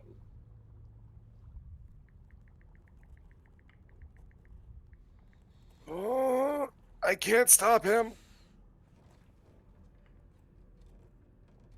I mean, He's you just could.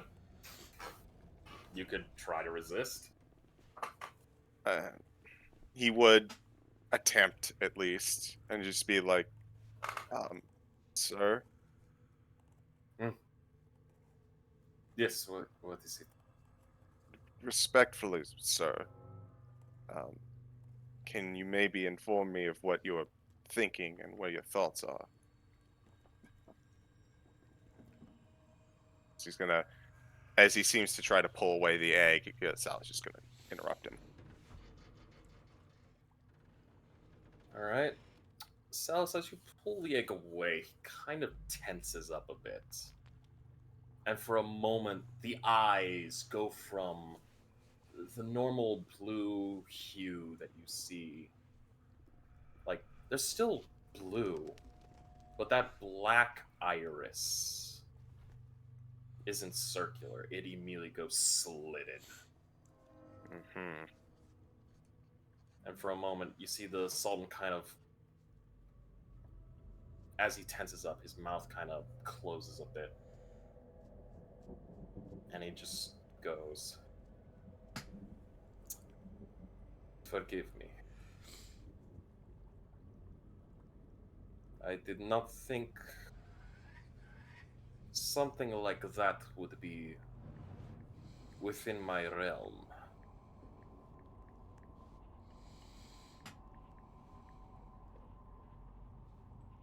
What do you mean? My friend, you have been around long enough. You understand the language that I speak. I can. do. That is an egg.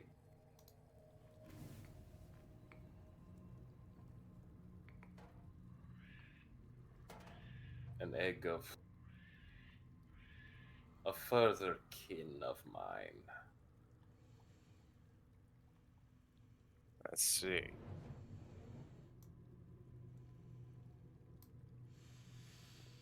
I did not think an offspring would be left in this kingdom.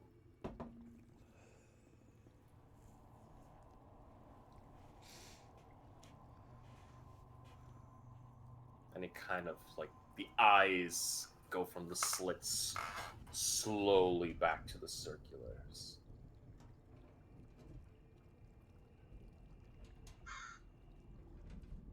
That is a rare find you have found.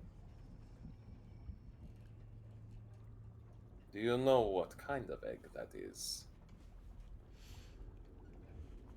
I can take a guess. Well, Gold you dragon. The Sultan purses his lips for a bit, and he nods. Correct. That is an egg of a golden dragon. A not petrified egg, a not inert egg. A living egg. I can hear its heartbeat. I can smell the bit of life that is within that shell. That's why it called out to me.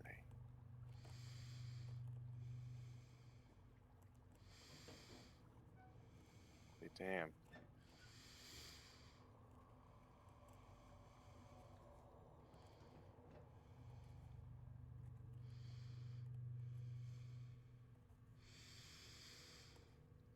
That which you hold, it is worth more than you could imagine.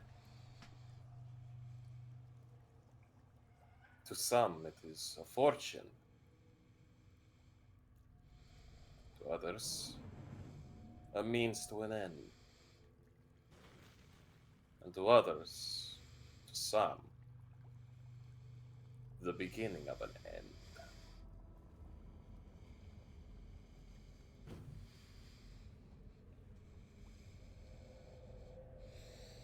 Can I get an insight on that last line? This is the beginning to the end. By all means, roll me an insight. Disadvantage. 13. Kinda harder to suss them out. You can tell that there's a hint of acidicness in that last bit.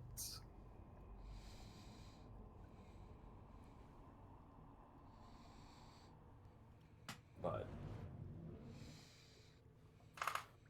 definitely, this egg has his entire attention on him. He's got every last bit of his being hyper focused. Mm-hmm.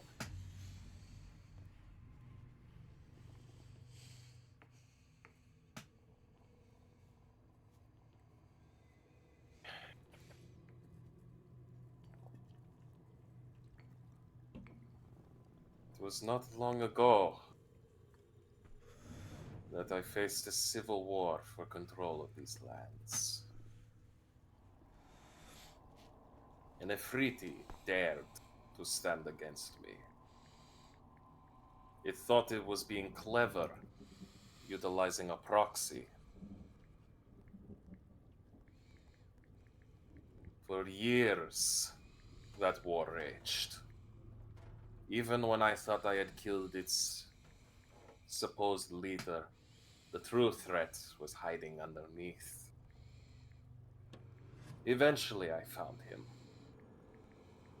And I granted that Ifriti true death.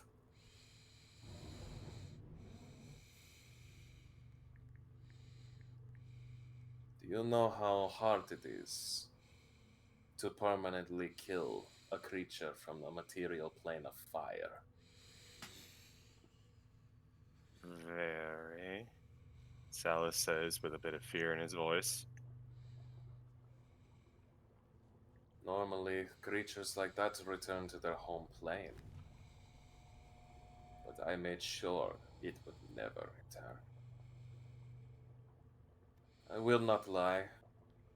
Even after the war, there are still those that seek to usurp me, even after I have secured the alliance of the Assassin's Guild. Sure, there are many within the city who beloved me.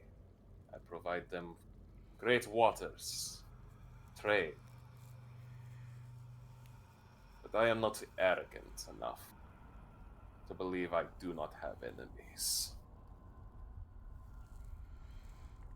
Those that would seek other means of usurpation. Uh-huh.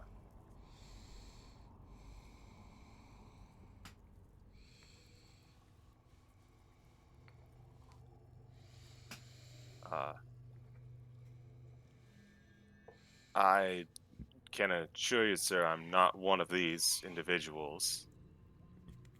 I am an archaeologist at heart, sir. I have no interest in politics or anything of the like. I am well aware of this, which is why I'm going to do this. He does a simple double clap. Two guards kind of coming out of the encirclement. They bring a massive chest and drop it in front of you.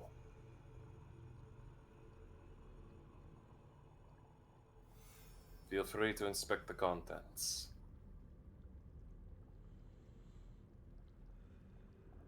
Very hesitantly, he'll take a look at the chest.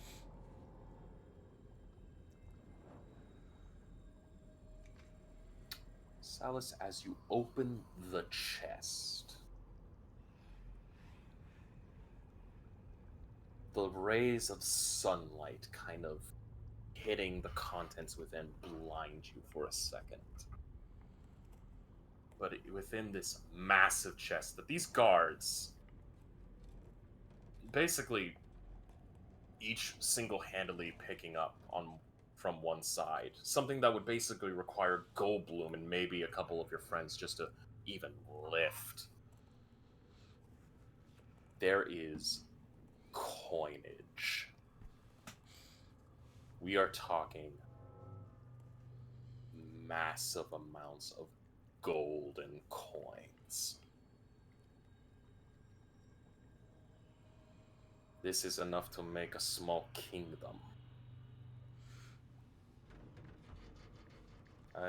As a show of good faith, I will even offer a tablet that my prior excavationary teams have secured within.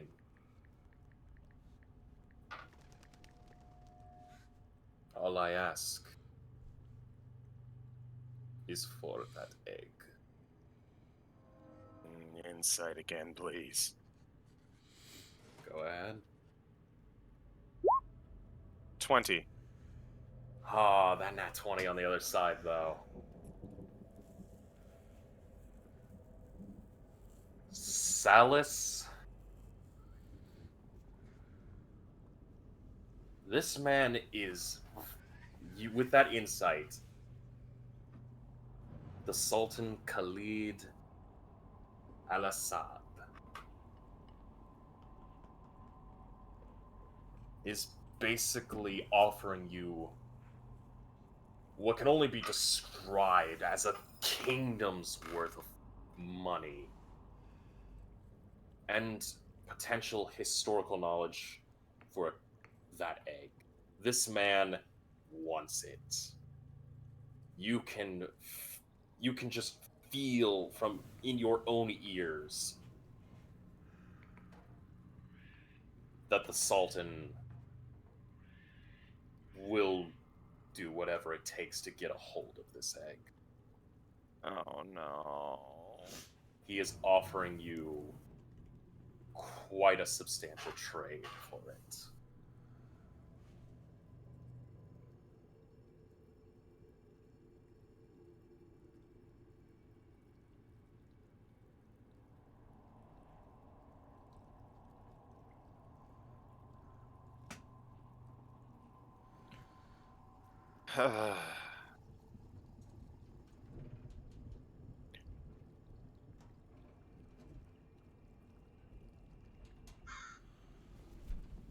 You've shared a fair bit with me.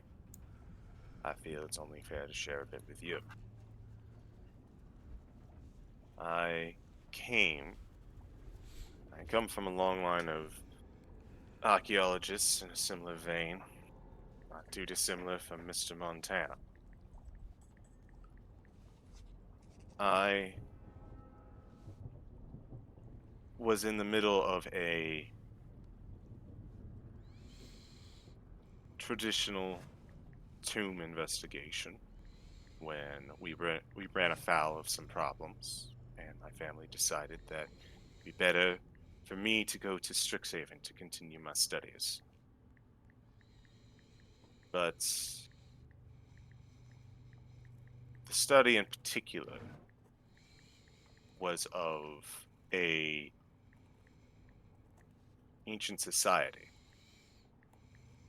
one that I had suspected was helmed by a golden dragon, not too dissimilar from the society that you are currently helming here. Now, sir, I must admit, I am eternally grateful for what you did for my friend Belky. But I don't want this gold. I want to know about the Golden Sage. I want to know what drew me to this egg. think it's part of my destiny. I don't know what that destiny is, sir. But to take your deal, well, it just doesn't seem right. And he will give a bow of respect. I understand that you are ruler of these lands. We are here under your grace. And I must humbly accept all that you have offered to us at this point. But I must also humbly reject this offer. My boy, think very long about what you are saying. Think about what I am offering. I offer you tablets of ancient knowledge. I offer you a small kingdom in fortune. Is this not enough? I can add more to this. And he snaps his fingers.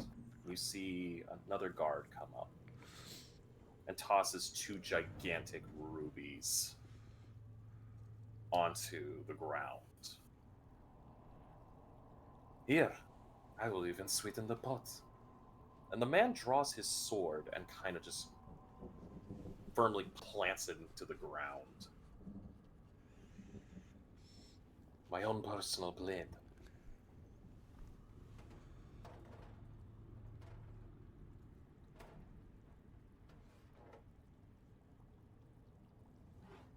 Salas is going to look at Sultan. He is going to say,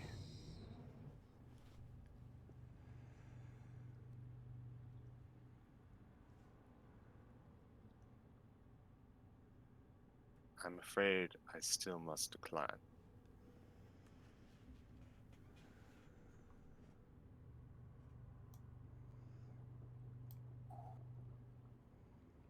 Salas, the eyes of the Sultan go from his normal human-like eyes back to the fierce serpent worm eyes that he himself wields. The teeth kind of brilliant white start to take on more fangish approach. The crook of his nose getting a little bit more crooked. My dear boy, think long about what I offer. Very, very few would deny a person of my stature this incredible find. Your friend is safe. You walk away with a fortune. Your name would be cemented.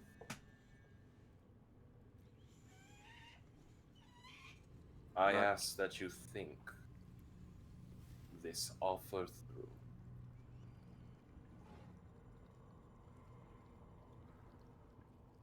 Do not be hasty. I give you 10 minutes. And the Sultan turns.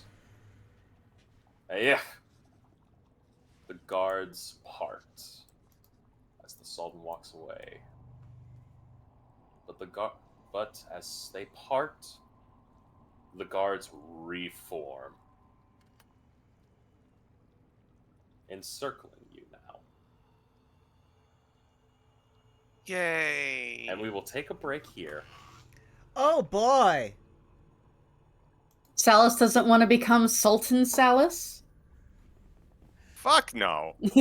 I also just love that above game, nobody knows it right now. Daedalus has also created an international incident by owning this plot of land. Yeah. He just said in the thing, it's just like, oh yeah, now I own here to Belky. And she's like, what?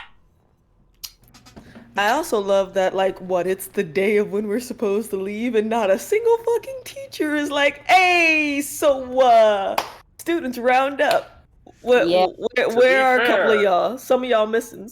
To be fair, there's a lot of students that they're currently attending to, but they are... I wouldn't say they're not all ignorant. Expect the twins to be aware of something, because the twins said they wanted to talk to us. Oh, we might find that out when they have to save my ass. Let's just say this, okay? We have a lot of options, and also, Frost, I love you. There's gonna be a hell of chaos depending on who gets to do what here. And I feel for you. Yup. You act Especially as if I because don't already have 10 plans put out. My dude, I know you're not gonna predict what I just came up with. Bro, you say that like he actually planned shit. I know. especially That's why I'm since- apologizing. Especially since 3 people might have potentially seen this Sultan leave and their friend not come out. Haha. I'm never coming out. Haha. It's nice being in this game, guys. I'll see you later. I mean, this is also a Sultan who travels around with his own hit squad, so like, you know. Yeah. Well, no, it's also, he is an ancient blue dragon. The hit squad is just for show. Only the professors could survive him. He can't show off the fact that he's a dragon. I mean, dragons mostly Listen, do this just to fuck around. I mean, here's the thing. I don't... First of all, I know I'm basically fucked right now, but at the same time, he has a hit squad for taking people out that he doesn't need to. Adult blue dragon, not ancient blue dragon, apparently. Yeah.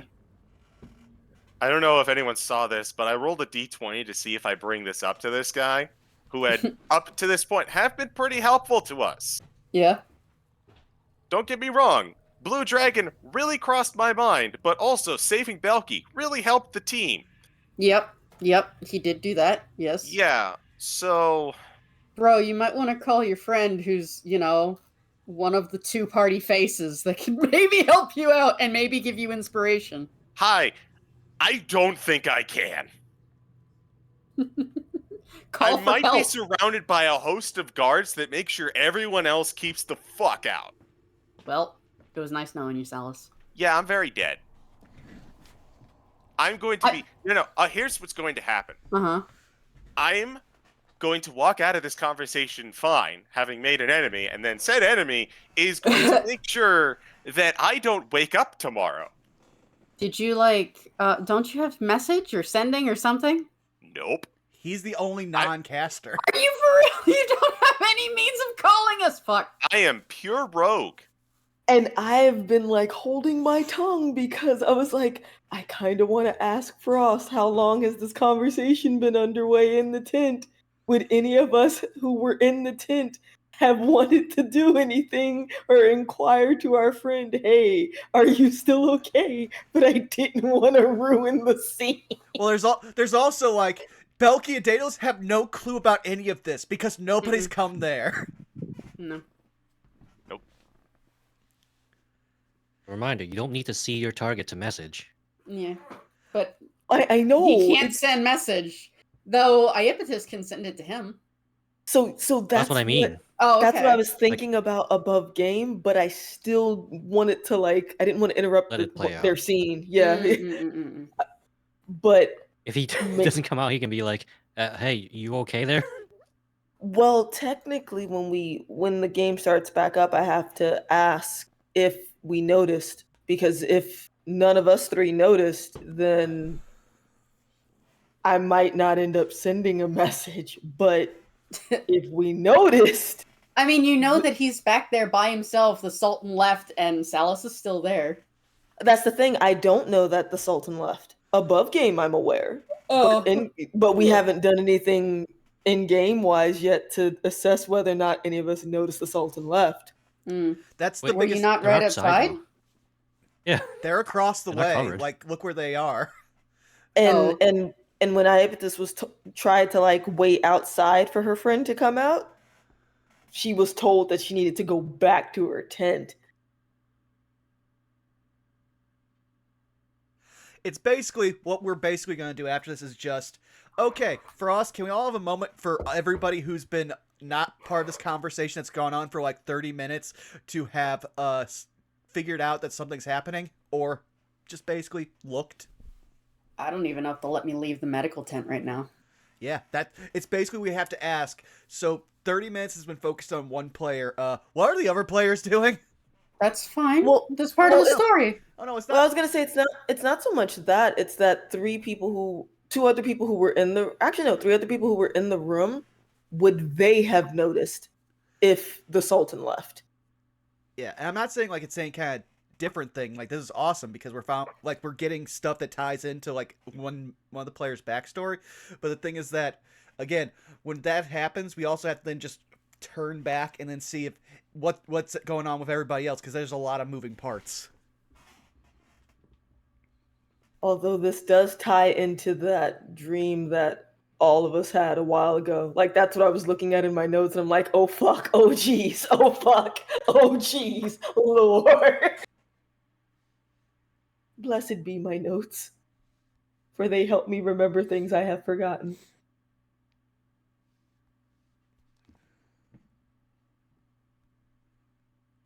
Congratulations, Salus. You've made it from the final boss that you thought was the final boss to the haha surprise Minerva also boss. Oops. Yeah, Oops, all encounters. You went from standing in a non-combat area to standing in the boss arena for a Final Fantasy XIV boss. Bye, Titan.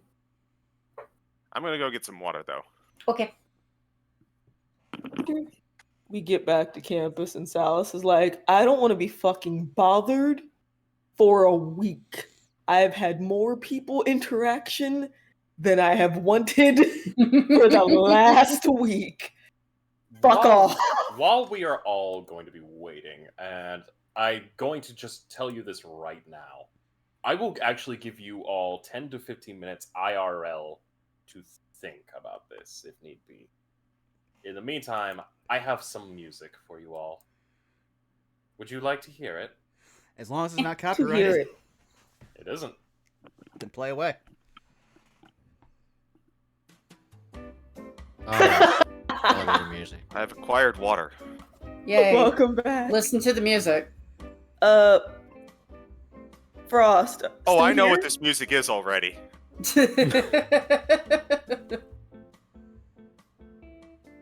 Yes.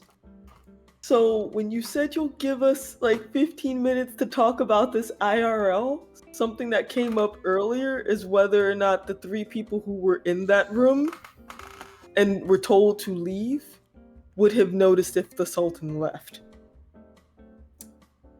I'll say this right now. I'd ask for all three of you to roll me a passive perception for those that left. Not passive, but just roll me a perception check. Assuming when we go back. Yeah. Alrighty. But Good- I'll good say, to know. wait, hold on. Take some time. Think of some plans. No rush. Well, In the meantime, I'm just also gonna say, like, if we are gonna do any rolls, just let me know because I then have to switch off the screen because that's a thing for people who yeah. have to skip Again, forward. we'll do this when we come back. Right Yeah. now, we're just on break because I need to refill lemonade and take a piss and pet a cat. And also, That's true. eat I the should last pet a piece of doggo. milk. Because I will say, just above game, there ain't no way he's parting with that egg willingly.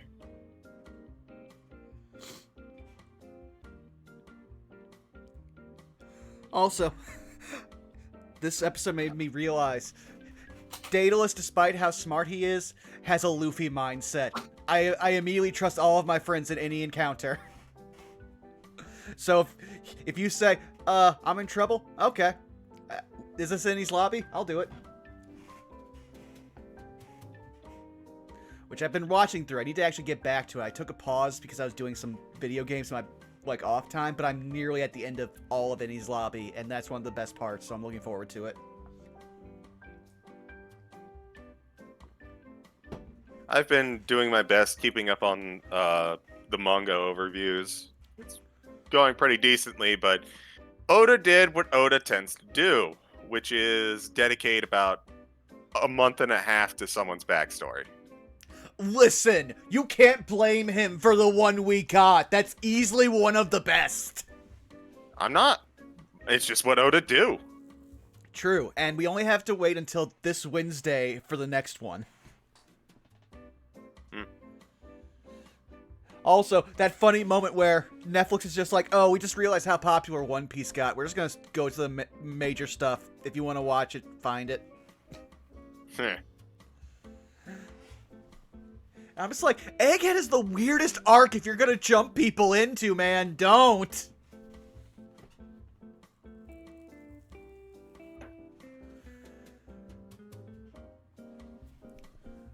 But I've been enjoying that. And for those who don't follow me on Twitter, you have not seen me live tweeting my reactions to different things that I didn't remember because I haven't experienced Enies Lobby since the first time I actually read it as it was being translated for Americans before it was regularly available.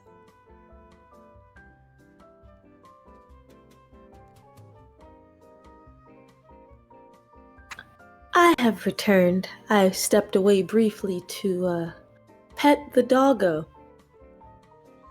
Is they being a good boy and or girl? Oh, she's now being a good girl. Although about 2 hours ago she started barking, and luckily I was muted.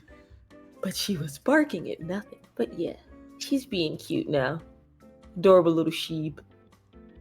Okay, can I be real? Has anyone else, I know not you, CG, but has anyone else been getting all this information about the Chicago rat hole?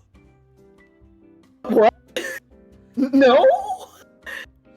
Okay, so I'll explain for those who don't know and for those in the future who never found out. So, there's a place in Chicago, this random patch of asphalt or cement, where a rat sat down and left a perfect imprint, somehow got out without leaving any other imprints, but basically it's 90% a rat silhouette. And people were just like, oh, it's a meme, ha ha ha ha ha. Let's all talk about the rat hole that people figured out where it was. Then people started putting coins in the rat hole. And now people are putting drugs in the rat hole. And people are also pointing out this is how religions start. I have a lot of questions. Yeah, here, I am looking at it on my tablet right now. I will share it. What? Oh, I found they're not drugs. They are Aleve, which hurts me at my core considering I daily take it. Okay, real chat. Aleve is like $10 a bottle. Why are we just throwing capsules into a random cement hole? To be fair, they're in a baggie, so they're not actually being wasted yet. Someone can pick them up. Nah, as soon as they are outside and not in the protected container, no. Wow. So, for those of you who have been to MagFest, and yes, this relates, at least as of MagFest 2020, there is, I believe, a picture of Danny DeVito with a bowl and a big poster board, and people during the convention literally will throw money into it. It's in the hotel. The convention takes place in a very large hotel space, and so this thing's just in the hallways. No one takes money from it. All of them are throwing money into it, so much so that you could walk by and find $50, a pack of Top Ramen, some paper clips, and essentially what I'm seeing right now of this rat picture. And they end up with so much money that they just donate it afterwards when the convention ends. That's what this rat meme is. Give me a sec. I'm trying to find a way to share it with chat, so give me 1 second here. Because I have to save it on my tablet, then post it here so Discord will host it. and that'll create a link that I can actually share for chat. So, Sorry, I have to mute because my neighbor lets their kids scream and therefore the dog's barking. okay.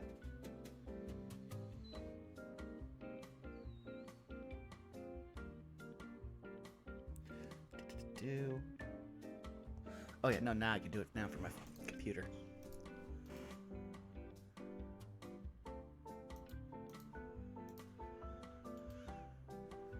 And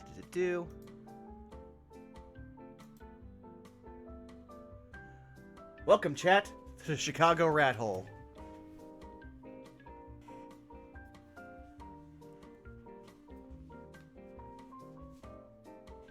Also, chat, I hope you've been enjoying the show. It's been a roller coaster of an episode.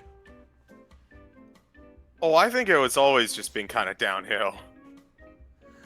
Dude, we started at a peak because we have a complete party now again, and now another party's about to die. So it's dropping, which means it's about to escalate. Because if any of us figure this out, oh shit's about to be real. I'm gonna die in my sleep. At least you made it to level 6. True. Man, poor Adelseas. Adelseas did not deserve that, man. Now we know that Jake takes no prisoners. It was my stupid decision to take a op attack, though. So maybe Well, true. I deserve to lose that character. He doesn't deserve to die, though. But I mean, you died because you took that op attack, but you also died because you got hit with a Crit. nat 20. yeah, And then following that up, you died because Tart decided to use healing magic to revive you, and then the person we were fighting was smart and was like, maybe I should double tap this shit.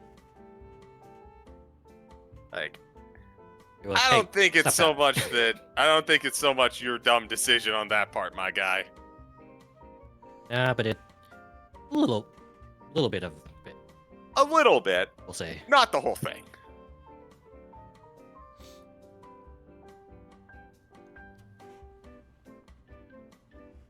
Live and die by RNG. Ugh. I'm Also sorry, got, I returned and I find agree. out someone was double tapped. What? Oh, Yes. in the game that Wiley and I are in, his character is currently dead. Oh, I'm sorry. It is fine. That is fucked. Yes, dead, quote unquote. Yeah, we're looking for options, or we're going to look for options, but unfortunately at this juncture, we have not gotten to the next session. Festive Fantasy may have gotten in the way. Oh, okay. There is hope yet. Yeah. Also, Zai, I And want I to tell you something you'd return. probably get a kick out of. Sure, go for it. So you know how I said I just powered through all of Resident Evil 3 last night? Mm-hmm. Part of that was because I literally was able to get safe combinations and puzzle notes from our own Let's Play. Nicely done. Yeah, I was like, this is the way. yeah, no, I was like, fuck it, I'm not looking. I'm not just gonna straight try to find the exact words to put into Google. I just have to find the images when I quick shift through YouTube. Now, curious question: did you utilize your dodge roll in this playthrough? Not really, because I totally forgot what the commands were, but I didn't really need it that much. The Samurai Edge, if you use that as a handgun, it's pretty up there in terms. It's not a super godly weapon, but it does its work, and it has a 15-round capacity. I mean, yeah, no, that makes sense. Also, Krista, I mean, I'm here. I will not speak for everyone else, but I'm here. I'm here. As for Likewise. the Samurai Edge, yeah, if you get around to playing Reverse at some point, you get to play as either Jill, Leon, Ada, Claire, Chris, Hunk, or 3 other, I'm gonna say, Hunk Mortal Kombat palette swaps. And yeah, her starting weapon is the samurai edge in her rifle, and she's my main character for that game. Nice, but looks like everybody's back, so are we all ready to start? I'm good. Yes. Looks like Bob said he's good too. Frost, Whenever you you're Alright, let's go, ready. guy. Yeah, I think Frost is still He's tied. stuffing his face with ice cream. He's here. Yeah, I have many soft served ice cream. All right, well then I will switch Alright. off the screen. I will stop the elevator music.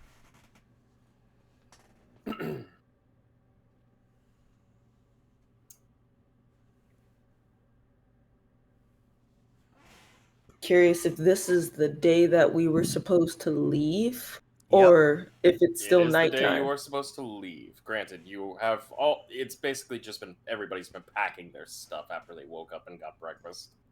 Okay. It's like those lazy Yeah. hours before the con ends. Oh, Uh-huh. no, it was an important question because for planning purposes later, it might dictate what happens.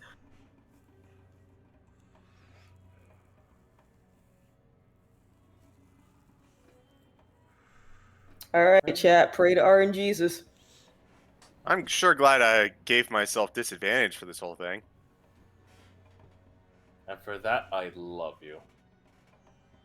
You're welcome. What can I say except you're welcome? Admittedly, I think I probably would have figured out that this was an actual egg in, I don't know, 8 hours of intensive research on the thing. Yeah, it's an egg. Thank you. I was looking for that earlier. I mean, you did say you were looking for arcane, like magic. Yeah, but for like 8 hours? I just wanted a chance to research the thing before we went to talk to the Sultan. Point. And for that, I will give you an apology.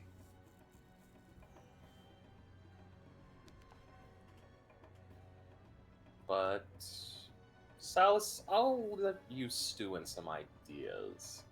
We'll actually be cutting to your party members. We'll actually cut to Belky and Daedalus. Belky, Okay. the apothecary does come back, and he goes, "Alright, my dear, you are cleared. You have been officially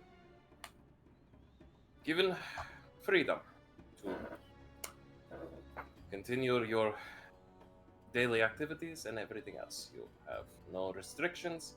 I would, however, request that you do partake more of water than of other drinks. Well, Non-alcoholic." it's a long walk back, so yeah, I guess. Hey, Specs, come on. Like, I appreciate it, man, but you gotta let go. I mean, he would have separated eventually because like this probably been like a 30-minute conversation. He was just like kind of like hovering and then just be like, "Hey, do you want to help up?" or just basically helping she'll someone get up. at a hospital. Yeah, she'll get up. And stretch and probably hear a few pops. It's like, oh, that didn't set right. I can't. Well, I'll go back to the gym when we get back to school. That'll fix everything. Somebody didn't order their Belky boneless. Shut up. No, that's fine. Dales is just kind of like, again, like possibly slipping under an arm, just trying to be like, no, take your time, we're Specs, fine. Listen, hey, look, she's like carefully peeling herself away from him. Listen, Specs, I'm okay. I know it was scary, but I'm okay.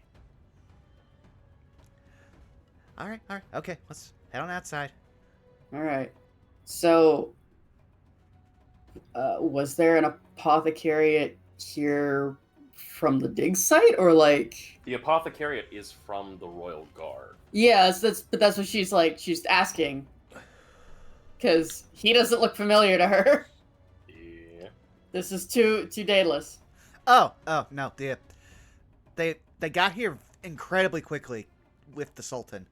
They're all his people. Oh, well, where is His Highness then? No idea. I have not left this 14 hours. Great. Hey, medic. Yes. Yeah, where's the head honcho? Where's the Sultan? I believe he's getting the last of the report from your friends. Great. Thanks. Where's that at? It is a private excursion. Yeah, great. Can you show me where it's at? Kind of just points to like outside the tent. It would probably be outside. Well, no shit, but like, where?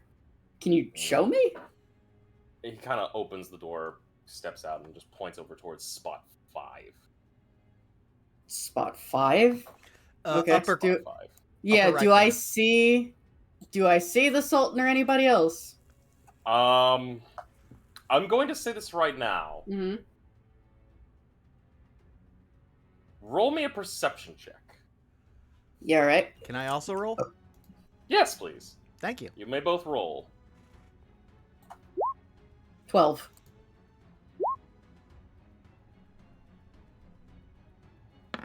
$17. You got me. Belky, you don't see the Sultan, you just kind of... Fuck, it's bright outside. Yeah, it's fucking bright as shit, considering you've kept your eyes closed for the past 14 hours. Meanwhile, Dale's prescription shades.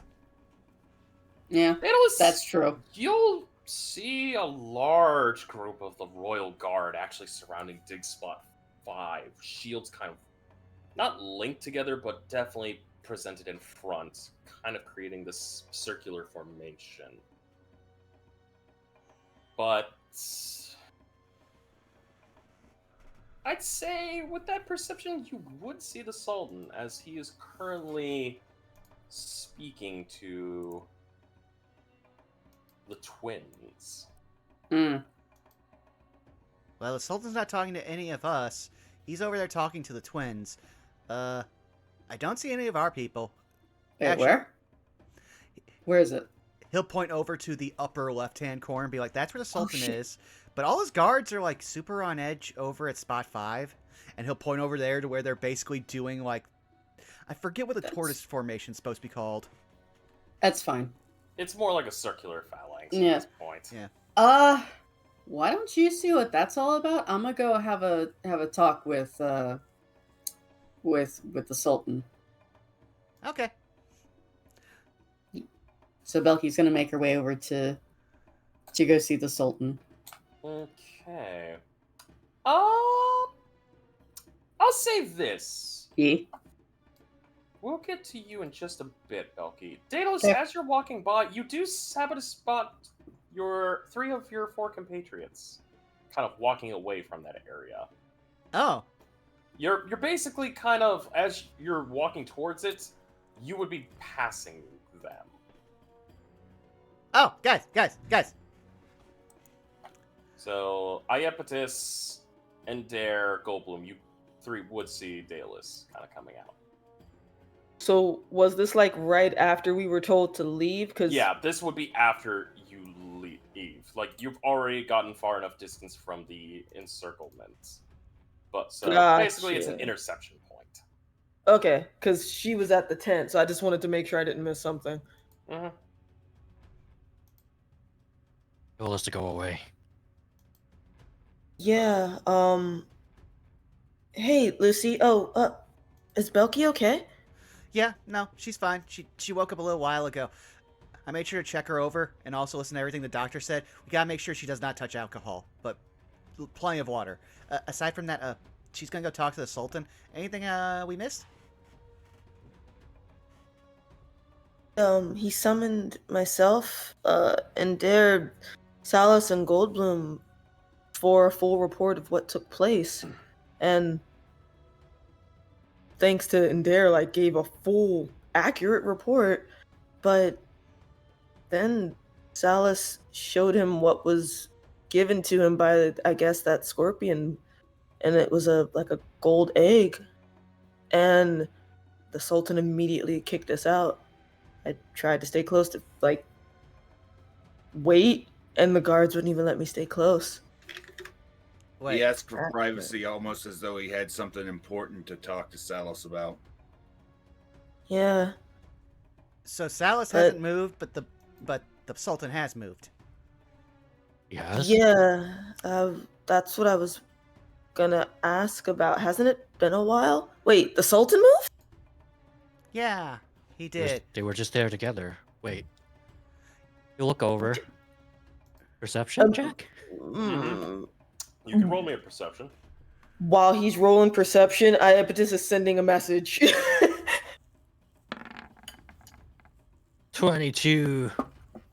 Damn, Goldblum, it Needs must be your proficiency. lucky day because you see not only the Sultan's currently talking to one of your professors, you see Belky making a arrow line straight for the Sultan.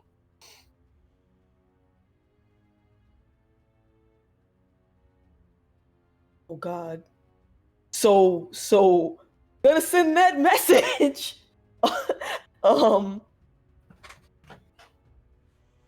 Salus will hear a message that says, "Hey,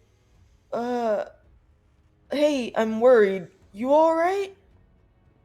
Couldn't stay close because of guards. Just saw that the Sultan left?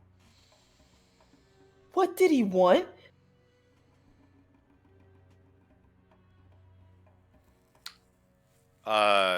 You will receive back the reply of the gold dragon egg and badly. Potentially murderously badly. You guys will just see like color drain from her face. Those of you who were present probably haven't seen that since A, Belky and Glass, and B, her brother getting attacked by the mechanical thing. So things bad. I would say probably only the person that would recognize this would be Daedalus. Yeah. Daedalus just be like, how bad? So that egg is a golden dragon egg, and paraphrasing, Sultan is willing to kill for it. Daedalus is going to hold up a finger, and he is going to do two things in rapid succession. And I am very sorry for this, Frost. So the first thing he's going to do is immediately burn a 3rd level spell slot for sending. I'm going to try to count out this, like, all 25 of my words very carefully, Frost, so bear with me. He is sending this to, again, his mother in Kalimshan. Have dwarven deed. I own the land. Sultan about to kill me and Iapetus if you don't hear from me in an hour. Sick the dwarven lawyers on him. So his ass. And right after he does that, he's then immediately going to be Perdix, Naylock, now. Establishing connection. Did Goldblum let anyone know about Belky heading over other than Daedalus mentioning it? I would have pointed, yeah. Yeah. Oh, fuck. Oh, boy. Does anyone else want to use sending before I burn a slot? Well, do you want to point out that, like, you're, like, wanting them to not approach the Sultan? Yeah, you could just message. Yeah. You don't need to burn a spell slot. Yeah, don't You can just burn message. spell slots. You literally just got your slots back. I know, but I thought it might be urgent. Okay, well, if I'm able to use message again. Hey, Belky, great to see you. Come back now. Don't talk to him. Come back now. You see Belky kind of stop for a second and glance around. Why?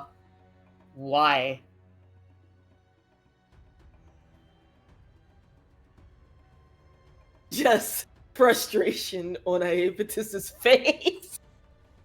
Just another message. Don't fucking ask why. Just don't go there. Come back now. You get a response pretty quickly. Bro, I have to thank him for literally sending somebody here who could, like, not make me glass anymore. I have to talk to the guy. Bye! All right. So, hey guys. Yeah, Belky won't listen to me on this one. She Oh. thinks she needs to go thank him. Don't worry, I've got this. 1 second here. And Frost, I'm sorry, but I'm gonna do the exact thing you told me not to do. Do.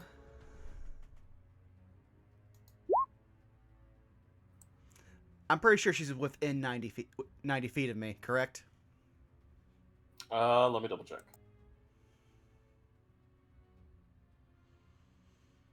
Yes, she's in 60 feet. Yeah. So Belky can fight this because they don't know what's going on, but basically you are getting pulled back to the mothership, which is he is putting you right next to where Iaptis is supposed to be, which we should probably start moving tokens a bit. Oh. I rolled 19. Oh. Oof. Damn. Big oof. What's your DC? Not a 19 because you can't. That is a level 20 DC. That is the max DC of Dungeons and Dragons without special things. Got it. Well, Even with special things, I couldn't break 19. yeah, Belky's looking a little bit pissed off right now with her But yeah, friends. you definitely feel it because again, someone tried to yank you teleportation style. Fucking vertigo all of a sudden. At this point, someone tried to yank you. Another person who usually doesn't curse you out just cursed you out. Yeah. She's given all the signals she could. No thoughts. Head empty, only Sultan. Well, listen, I just wanted to talk to the guy. Y'all are being weird. Remember, I just woke up from a nap. I don't know what the fuck is going on. All right, please continue. All right. Well, I'm afraid that Belky is not warped back, Daedalus. I know. Daedalus at that point would just be like, okay, despite waking up from petrification, she is still very hardy. I have done everything I can. And he'll just look to the rest, be like, shrugs. Anyone else want to help? I reached out to her. She's not gonna do anything at this point. I hate to say this, but if Salus is in trouble and Belky's talking to the Sultan, I guess that's a brief distraction. And can I see that they're with the professor or that he's near the twins? He is talking to the High Elf twin. While this is all going on, Montana and Sheila kind of walk by you and go, "Hey, kids, how's it going?" Daedalus is doing the concerned face. Yeah, the shit. Do I tell him? Can he be trusted? Or do I say nothing? Well, no, Daedalus does not trust Montana. Daedalus does not like Montana, but he has just been asked, how are things going? He immediately turned around, and again, he's got the prayer hands in front of the face, the straight line mouth, just like, my guy, right now. He's just asking how it's going. And he has just visually been shown how it's going. Yeah, somebody definitely didn't sleep on the right side of the cot. We don't sleep. We are elves. How is this still a thing? Look, Montana, I don't know the intricacies question for you. Answer for you? What? How much do you trust the Sultan? Like any other politician. Enough to do stuff, but always expect,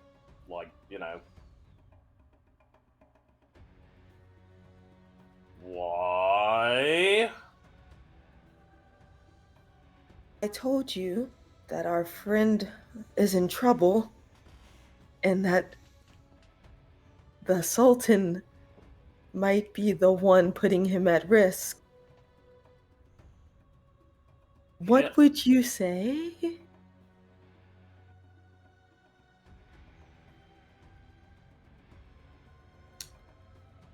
What did you do?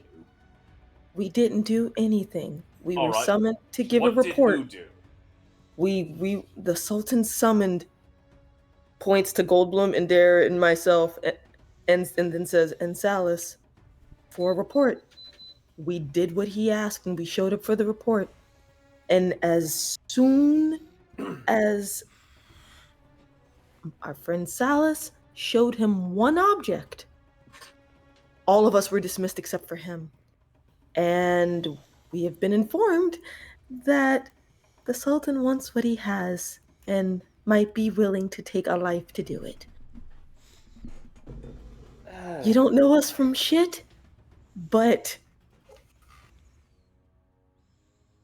kind of need to know how you would feel right now, because you might need to get your men out of here safely, and we might need to know that you'd be there.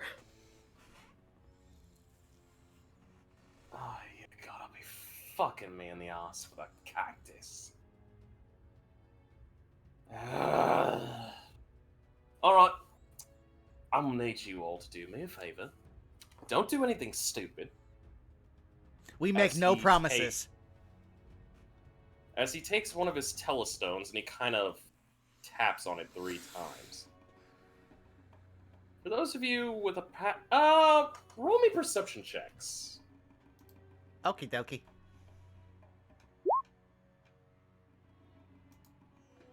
Teen.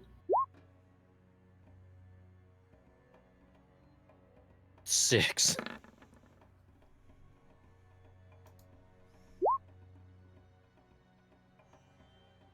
9. Goldblum, Daedalus, you don't know what's going on. Ieptis, you kind of look around and you start seeing a lot of Montana's men suddenly kind of eyeing each other up and slowly begin to kind of perform loading maneuvers onto their weapons.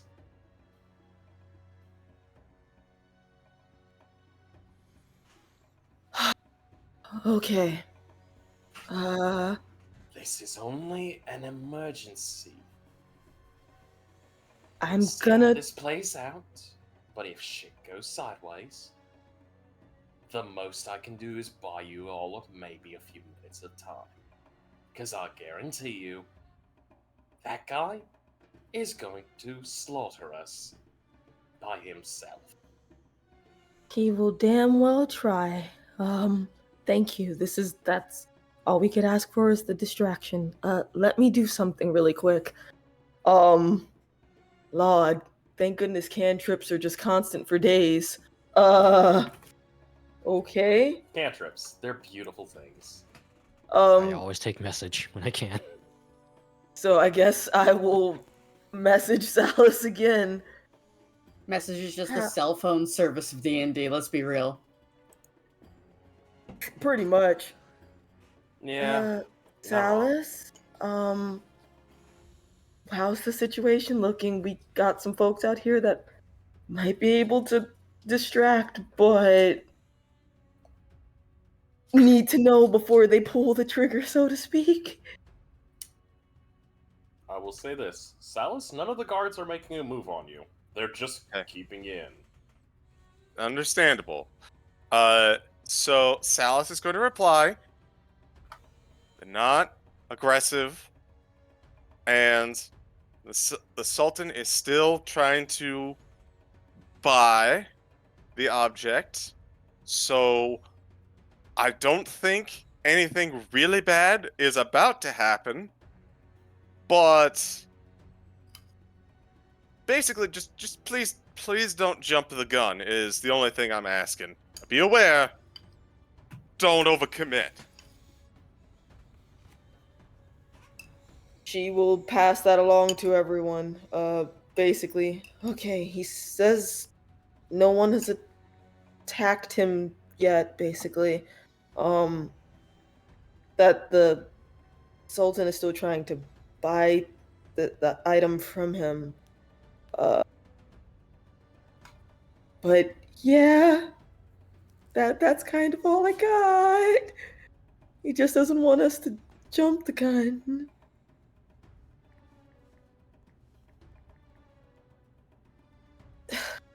So I guess just to make sure I'm understanding above game, the Sultan is talking with the twins. He left the guards with Salus, and Salus hasn't attempted to leave yet with the guards there. Considering he is completely surrounded, Yeah, I ain't getting out of this one, Chief. I mean, he could probably leap over them, but that Okay, might so- just piss them off. So they are actually just like barring his path, because basically I'm trying to figure out if he has attempted to leave and they have No. stopped him. Mm, Then I would have included something like "I'm fine for now" in the message. Gotcha. Okay. All right. Well, then I'm at a loss other than where I was, so someone else will have to jump in on this. I'm just waiting for replies. I sent out my 2 like distress signals. Your mother, I'm going to say this, above game, Mm-hmm. I rolled for it. The mother was a failure. However, you did get a pickup on another line. Is this Naylock or is this someone new? Because Someone you know, okay. Morg. Ah, okay, that works. Morg actually picks up the message and goes, "Excuse me, Naylock's busy at the moment. Can I help you?" A dragon sultan may try to kill us over an egg. Who the fuck is this? Daedalus! To be fair, that sounds like a prank call right now. Yeah. Yeah. But it's also like your the red refrigerator phone line, running? let's be real. Yeah, but at the same time, remember, in a world like this, prank calls do exist. Okay, fair. He'll just say, Daedalus von de Vente! Daedalus, wait. What about a dragon? I thought we already handled the dragon. Daedalus would be like, the Sultan wants something we found on the field trip and is prepared to possibly kill us for it. Oh. Please don't do anything stupid. I need to make a few calls. Oh, please, do! We are trying to stay alive. Bye. You will see... You will see Daedalus just lean down, pinch the bridge of his nose. Why is this my life now? High levels of stress detected. Would you prefer dopamine levels to be released? Not yet! And he will not shout that, but he will say that out loud and everyone will just look at him and just be like, what? Not yet. What? It's a Paradox thing. It's a Paradox thing. Good news! Good news! School knows that we are in danger. They're making some calls. Because the only other thing I could think of would be letting the twins know, like Professors Elijah and Isaiah. Oh, I'm pretty sure they're about to know very soon. Like, I got to Morg, and Morg is already not in a good way. I have an idea, but I want to run it by you guys first, because I don't want anyone to freak out or think that I'm trying to be a hero.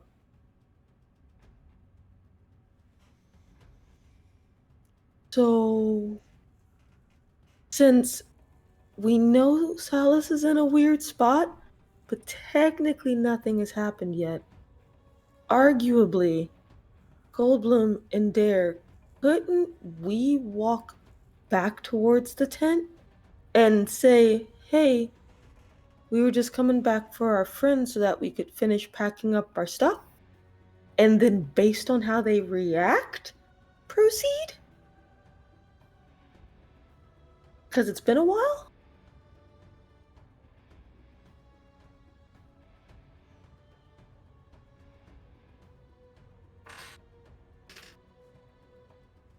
Sorry, I'm was not a that? strategist. You guys figure this out. To Goldblum and Dare, like, because they were there, it would make sense that if us three went back to the tent as like a, hey, we were packing up our stuff, we were just coming back to get our friends so that we could finish up packing, since all of us had traveled together, it would make sense. I agree. Hey, Iapetus. Yeah? You hear the sound of a particular familiar cracking sound coming from Indare. Cracking?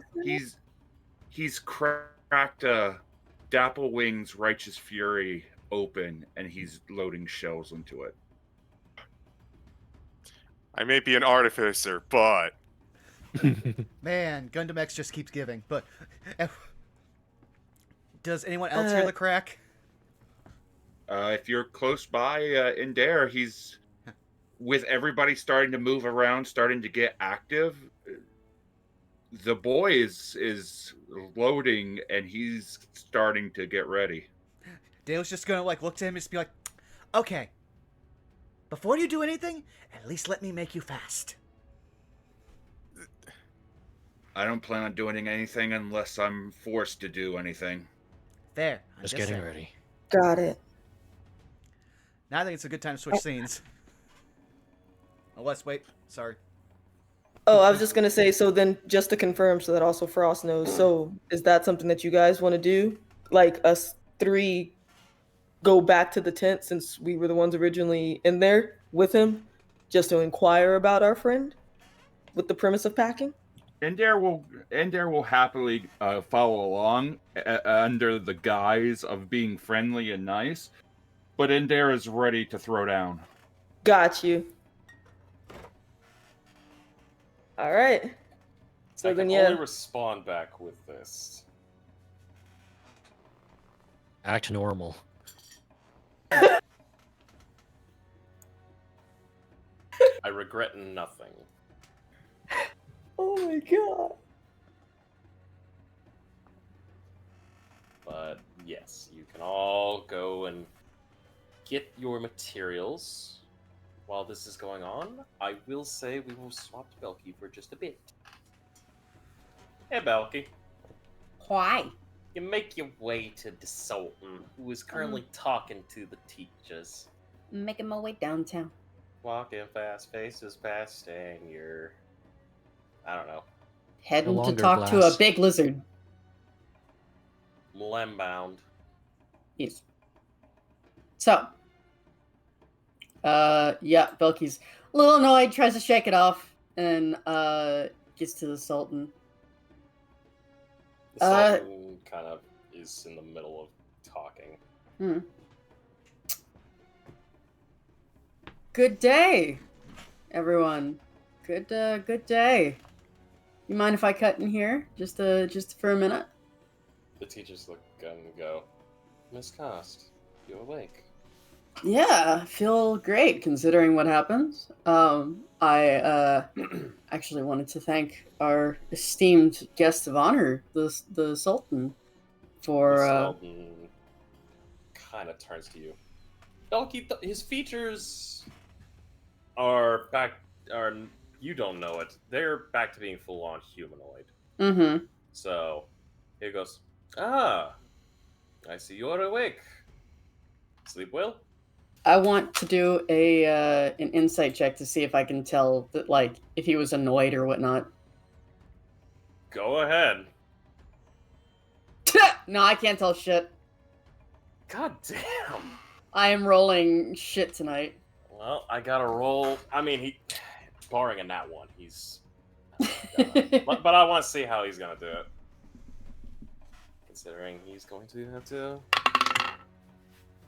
Are you shitting? Did you get a 1? No. Natural 20. Oh, well, fuck you then. Honey, we talked about this. Shut up! Anyway.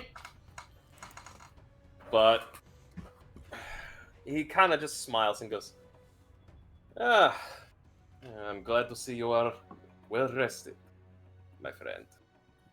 I wanted to thank you for bringing whoever it was that unpetrified me. It is no problem whatsoever. I'm just glad to see that everyone is doing alright. Oh! Oh, you did personally? No, he did not say that. No, but she's inferring. He just replies back, I have no idea what you mean. Oh, my mistake. I apologize. I misunderstood your intentions. I am just here to ensure the safety and security of those that dwell within my land. Of course. So what happened after I woke up? No one was really very forthcoming. One of the teachers, Professor Flametone, actually comes up to you and goes, "Oh, Miss Cars, you're awake. Good. Yes. I hate to be the bearer of bad news, but unfortunately, our entire trip is going to be cut short. Due to No. Due to the danger, this entire facility has been condemned. That's for demolition. So unfortunate. I'm devastated, honestly. Sarcasm dripping from every word. So does that mean we're heading back to town and maybe our hotel? Yes, you will be heading back to the city. Oh. I will say that I need to conclude some business here, but have no fear. Things should be settled momentarily. I say, is there anything I could possibly help you with? Not that I can do terribly much as just a student, but anything to make it something easier for you, considering returning the favor and such. My dear, it is all right. Go gather your things. You are fine. Rest, recuperate, do what you must. And he kind of just smiles. Well, I've got to get some work done before, this entire facility has cleansed. Well, I will say that I am indebted to you for arranging somebody to bring me back essentially from the brink of death. So if there's anything that I can do, please just let me know. I don't really have a whole lot of things to bring with me, but somebody pick up my axe. Professor Flemington goes, "Oh yes, your axe is currently back within the it's currently with some of your supplies that we have over in our section.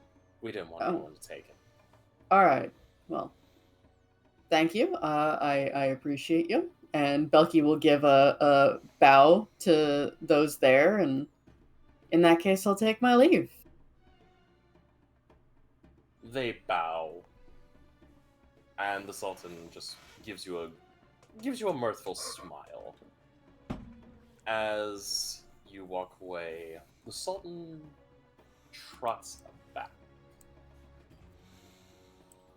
Do I catch that he's where he's going? He's headed. Roll me a perception. Or what's your passive? 16. With your passive, I'd say you'd actually be able to see it. He's heading towards that ring of guards over by one of the old dig spots. That's not good. And one of the guards kind of, makes an opening for him as he goes in and immediately closes rank. Belky's gonna message Daedalus. Hey Specs, what did you find out with the mess of guards? That Salas has something he wants, and he's intimated he would kill him for it. Sully's in there? Yes! That's why we tried to get you to come back! Why didn't you say that? We thought the tone would imply the risk! Just tell me straight! God! We have a lot of things going on! The school knows! Get back here! But Hey, Belky. Yes. Roll me a perception. Yeah, okay. 21. 20. With that 21, you kind of look after hearing the school knows about it, and you notice that the twins kind of have their fingers up on their forehead, like their temples, on one side or the other. And you watch as they immediately kind of look to each other and slowly nod. I know telepathy when I see it. Fuck. I look They're over twins, to they the... have it inherently. Yeah. I look over to the teachers and go, so, hey. Steps a little closer to them. Would you perhaps know? Would you perhaps be able to explain to me why my friend Salas Creed is in that circle of armed guards where the Sultan just went? We don't know, but rest assured, we will figure out in just a moment. Yeah. And they begin walking towards there. Please You all remain might want to here. hurry your happy asses up. Remain here, Miss Coast. Please. That's totally I- gonna happen. Yeah, sure. 100%. Yeah, I need to go get my supplies like you told me to. Mm-hmm. Mm-hmm. And with that, we'll switch scenes. Where are you? There you are. Can I say one thing before we fully switch scenes? Just because I've been kind of What's holding up? it in. I want to feel like our group is just like, for you, this was the craziest day of your life. For us, it was Tuesday. I respect the M. Bison. Salas, 10 minutes have passed. One guard kind of shuffles off to the side a bit, and the Sultan returns. He looks less draconic, more fresh, but firm in his kind of posture, even though his face seems more happier. My dear boy, it's been 10 minutes. And I have thought about it, and I'm willing to add one more thing to kind of sweeten the pot, so to speak. Uh-huh.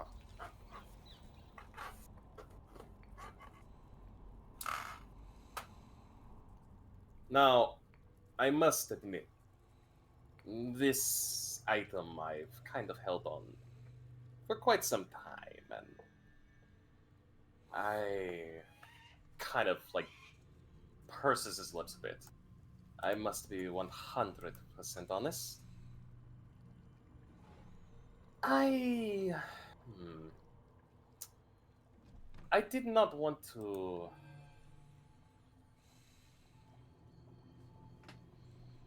Well, how do I put it this way? I did not want to part with it, but I'm willing to part due to how, well, unique this item is.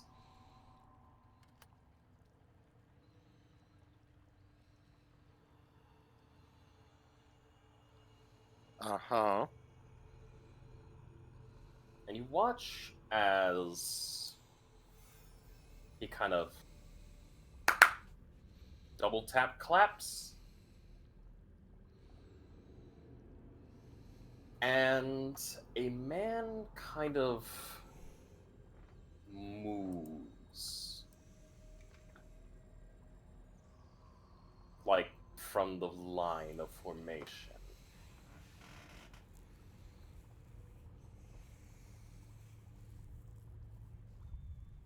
And this man comes up to you. And inside is, and he kind of produces a small box from his hand. And he opens the box. You see, how do I put this? You see, dead center of this box, a golden ring with what appears to be a blue and green gemstone bird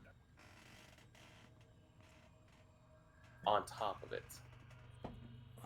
I am willing to offer you an item straight from one of my troves. This item I usually would not give to anyone, but I feel like someone of your skill set could benefit from it.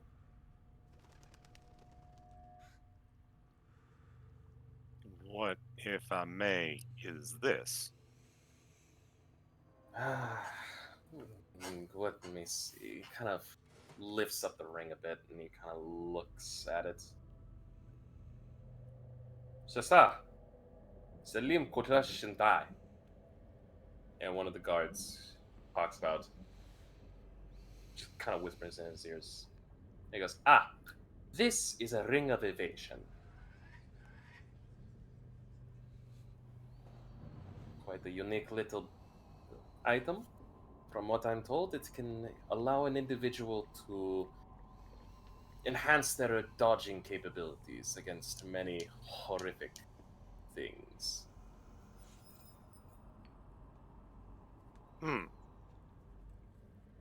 That sounds mighty useful for someone in my profession.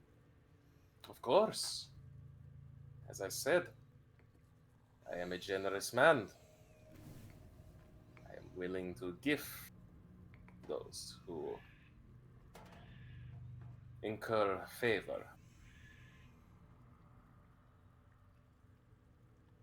Mind you, I understand that being a student of Strixhaven, as well as a foreigner, monetary gifts here might be a bit delayed due to international banking, of course. I know well that the Great Iron Bank will take some time to ensure this transaction is not fraudulent. But I can assure you, within a few months' time, you will be one of the richest men on the planet. I see.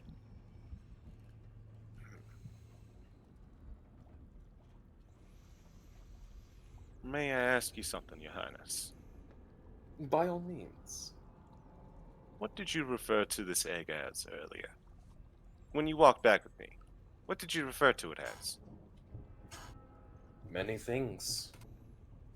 It is... No. When you just now came with me.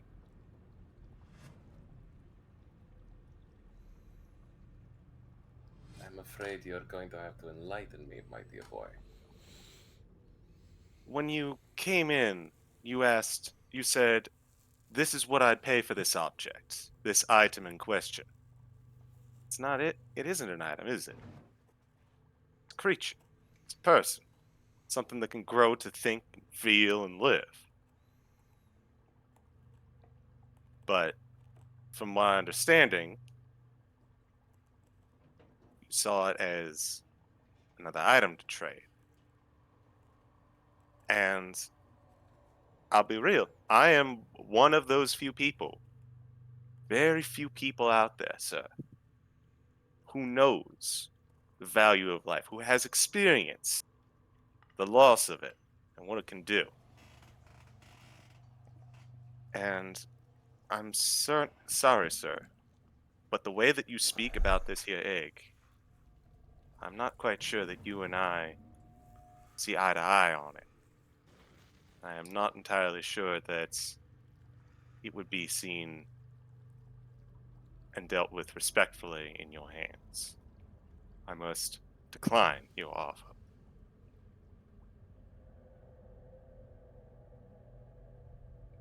The Sultan just stares at you. The eyes do not change. Are you 100% certain?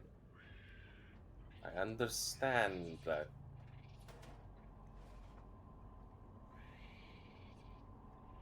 You and I see differences. But I assure you, the egg would be in much better security with me. Out of curiosity, though I've already made my decision, I'd like to roll insight on what he means exactly by security. Roll me an insight. 8. You have any spare dice? I've got an inspiration lying around. You got an inspiration and a D100. I do have a D100. I'll use the inspiration because I apparently have 2. I'll use the one inspiration. Okay. I don't know. I had it on my sheet that I had 2. Interesting. You did 2 intros, I remember. 19. Oh, thank you. That's why. Huh. Okay. 19. You really listen in as he leads with the word security. And where you kind of feel like there was malevolence earlier, there isn't any malevolence in this tonnage. In fact, there's kind of urgency. More so of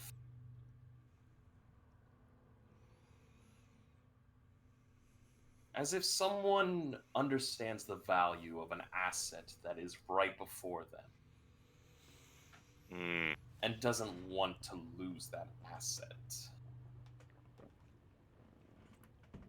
Specifically, there isn't the feeling of destruction, so to speak.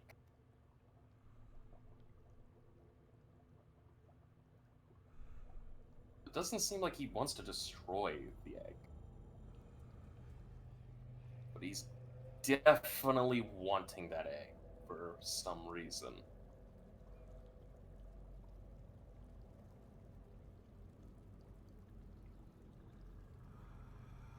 I'm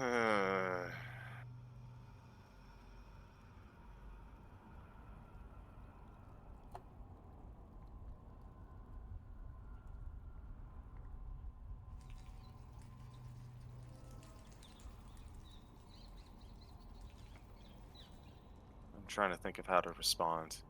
If anyone else has something to say or think, or even above game, I can put on the elevator music. no, we should at least keep the tenseness of the scene. All right. I'll give you all 3 minutes. Ooh boy. Above game, Daedalus has like a snap decision, which is just cast lightning bolt and fry the guards behind you so you can escape. And the other plan is to cast haste on Indare and then let him grow. I think it'll play out all right if you just tell him, hey, no, I'm not selling it. I think it'll be okay. I think we've worked ourselves up into what's going to happen being super bad. I don't think the king would cause an international incident if you died. Like, it'd be bad.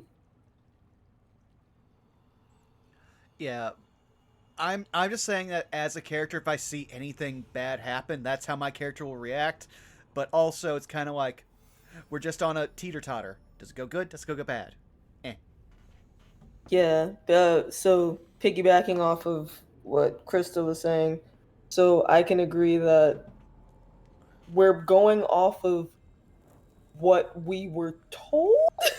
So we're under the impression our friend could be in danger, but we're also trying to heed his follow-up message, which is, but basically let the danger reveal itself first if it's going to happen. So I'm still perfectly fine with like approaching the tent under the guise of friendliness to get our friend to finish packing since it's been a while.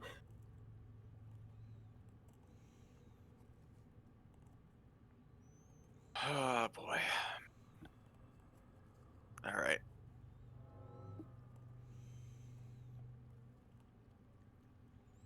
Back in character then. Alrighty.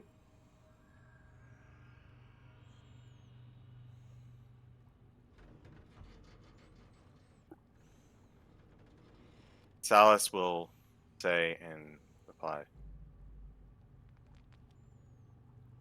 "Thank you, sir. But again, I must decline."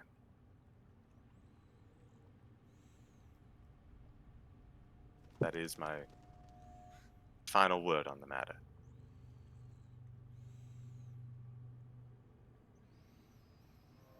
My boy. May I ponder why you would make a decision like this against such a generous sultan? I'm trying to come to understand your reasoning. I mean, I've done more than enough to help you. I'm offering you equal exchange. I understand, sir. If I may, I mentioned before that I was searching for a golden sage, some character that I believe to be a gold dragon in my searches. Yes? Correct. Would you turn down an offer from someone who has saved your life? Never. I mean, by principle, I am indebted to that individual. When I encountered this golden sage the first time, it was in a deep, musty tomb. From that point forward, I found it a curiosity, but more than that, it imparted something into me. Something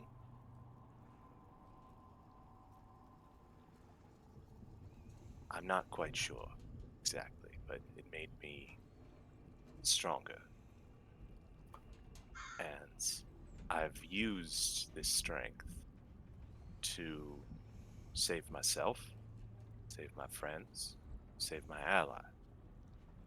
And I believe that this strength is what called to me, this connection that brought me to this here egg. We are if this is connected to that in some way, shape, or form, then in a way I owe this egg and the child within a debt of life. And it is only fair that I repay debt of life for another debt of life. So I must respectfully decline. I will see to it that this egg is cared for. And I believe and I hope that you can understand my point of view. The Sultan looks at you very inquisitively. He's going to incite you. Hi, I am not lying. Interesting.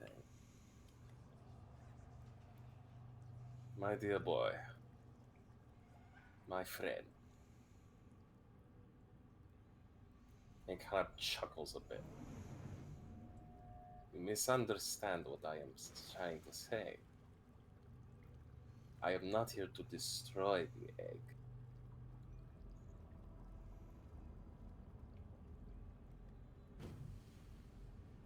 I am so used to your kind. Greed, selfishness.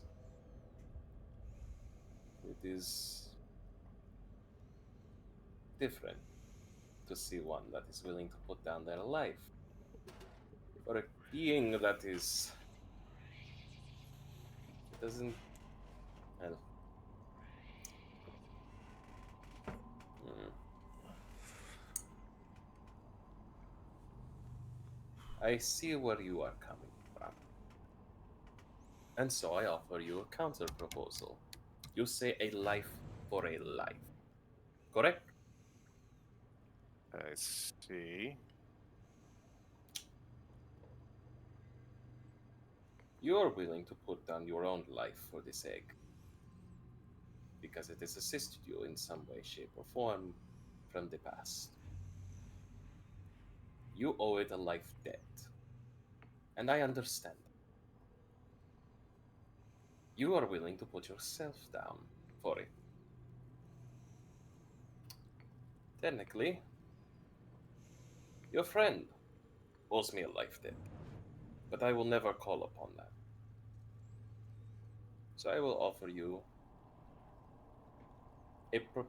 not a proposal, a clarity. I don't wish the egg's destruction. I merely wish that the egg be given to my ward. Your war? Sorry, you cut My out. ward. Ward. Yes, my ward. That is a dragon, is it not? It is, from what you told me. So where do you think a dragon would be better off? Amongst a species that it does not understand and never will completely? Or with one of its own kind?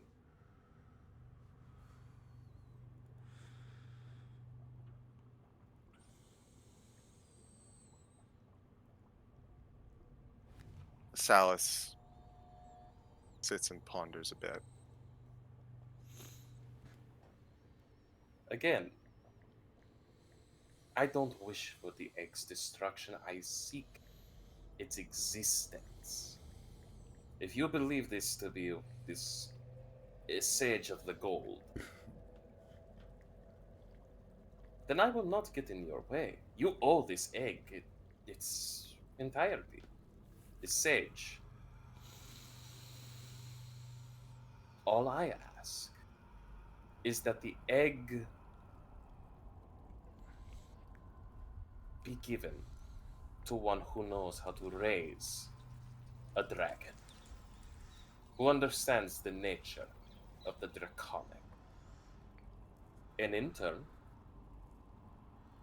when the day comes, you may feel free to come back and receive your answers.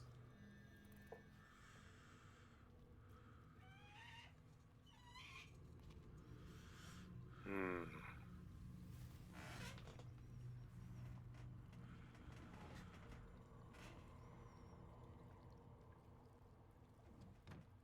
I have to think on this. Again.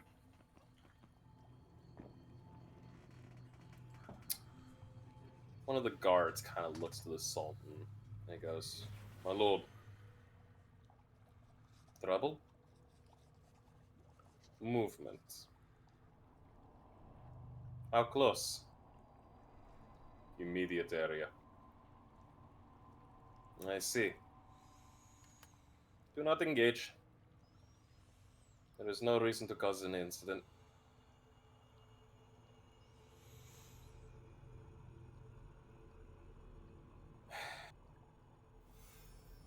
Let me. Sorry, go ahead. Oh, I didn't say anything. Oh, I thought you sighed like the Sultan No. sighed. Yeah, yeah, he just sighed because it's just like, I will openly admit, I'm of the belief that it takes a village to raise a child. So, may I make a counter offer? you wish to counter my counter. It seems with your counter offer, you've given me more insight. You said you don't seek the egg's destruction, and I appreciate that. Well, of course. Why would I kill another of... I mean, granted, it's not of my color, but the dragon is still a dragon egg. And I have no heirs.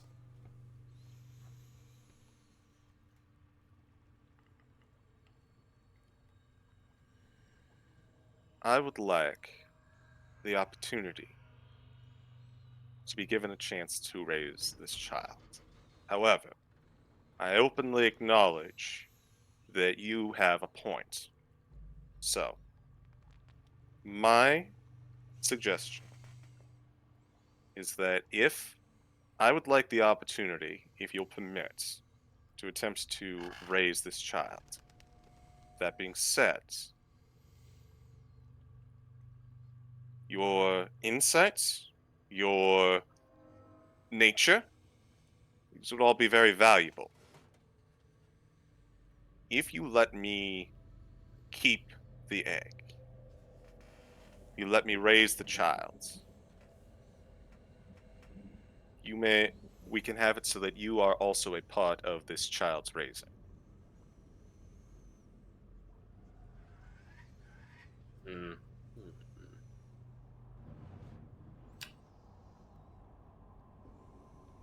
All right.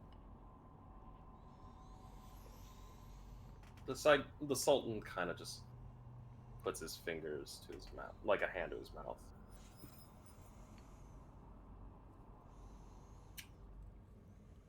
We wish to attempt to raise a creature that will grow to be greater than anything.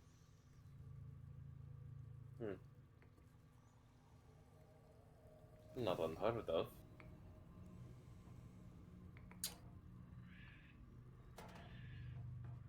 You've Yes. mentioned, sir, that you've seen a lot of greed and the terrible things of myself and my kind. But That is just of all mortal kind. have you ever seen someone in a situation such as myself, where they have an opportunity to repay a debt like this in such a way, and I'll admit, I like to think for selfless reasons, you have a chance to be seen and shown that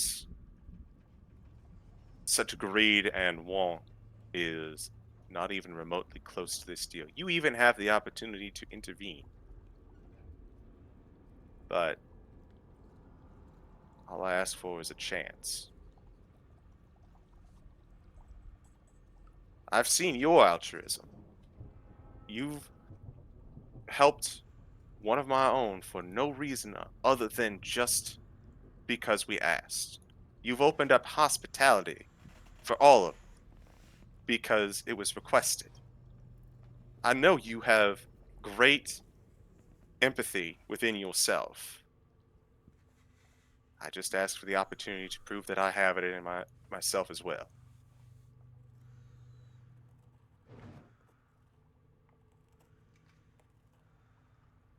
Sultan, again, he turns a little to the side as he starts pacing back and forth, hand on his mouth, thinking.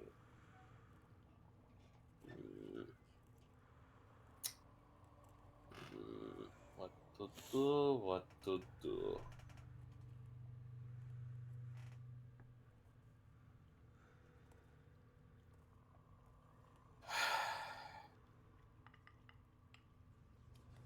Alright.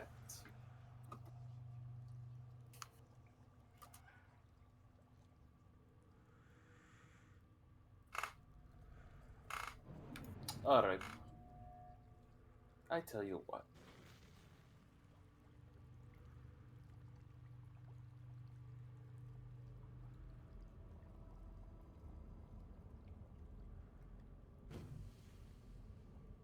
I will do this. I will allow you.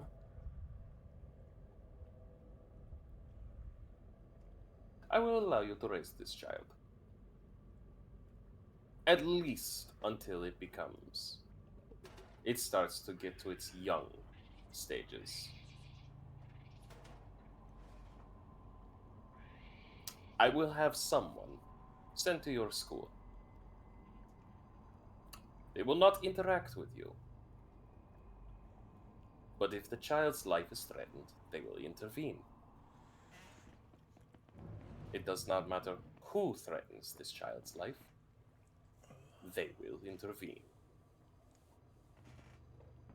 When they are approximately 10 years old,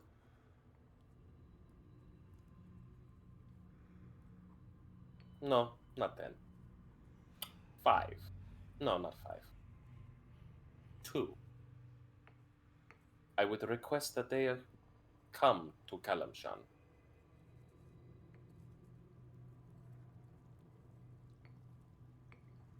I will speak with them.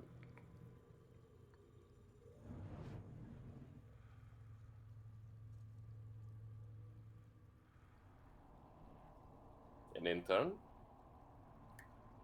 I will send them back to Strixhaven.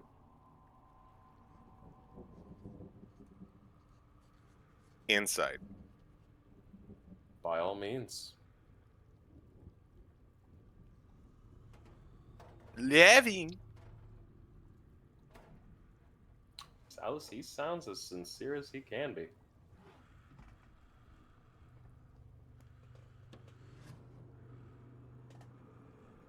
Salus will look to the Sultan, look down at the egg, look back to the Sultan.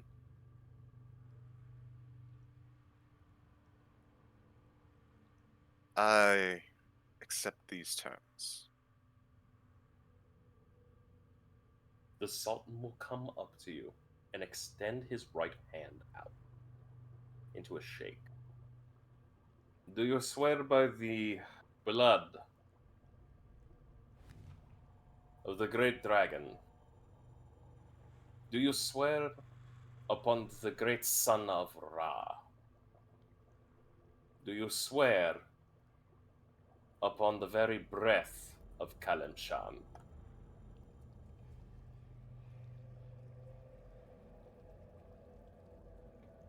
Salus will extend his hands. I swear. As you take the hand and make the fealty swear, Salus, you begin to feel electrical impulse into your hand. It feels tingly. Eventually, as he releases your hand, the tingling stops. And it goes, I will see to it, my dear boy. And with that, the Sultan turns and goes, and kind of sneeze. Oh, I've been holding that in for literally. By the great 8 Ra, I have been holding that in for quite a bit now. Tissue, please. Tissue. Oh no, you triggered it! And he looks down, Salus looks down to his pack and he sees that Cooper is also going,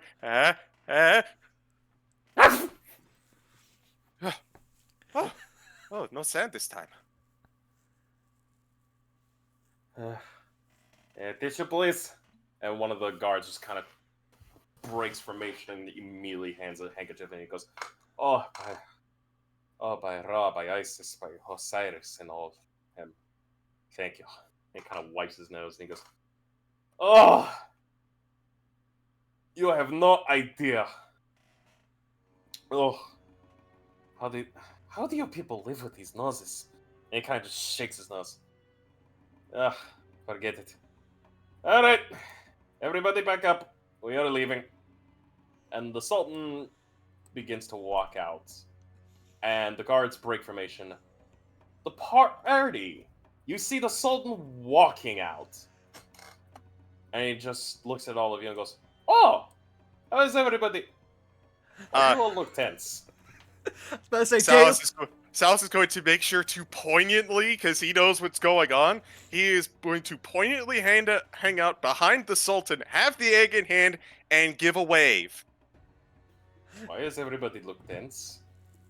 I was about to say, Daedalus has 2 fingers up for lightning bolt already looking at the Sultan, just like, okay, I'm reading the room.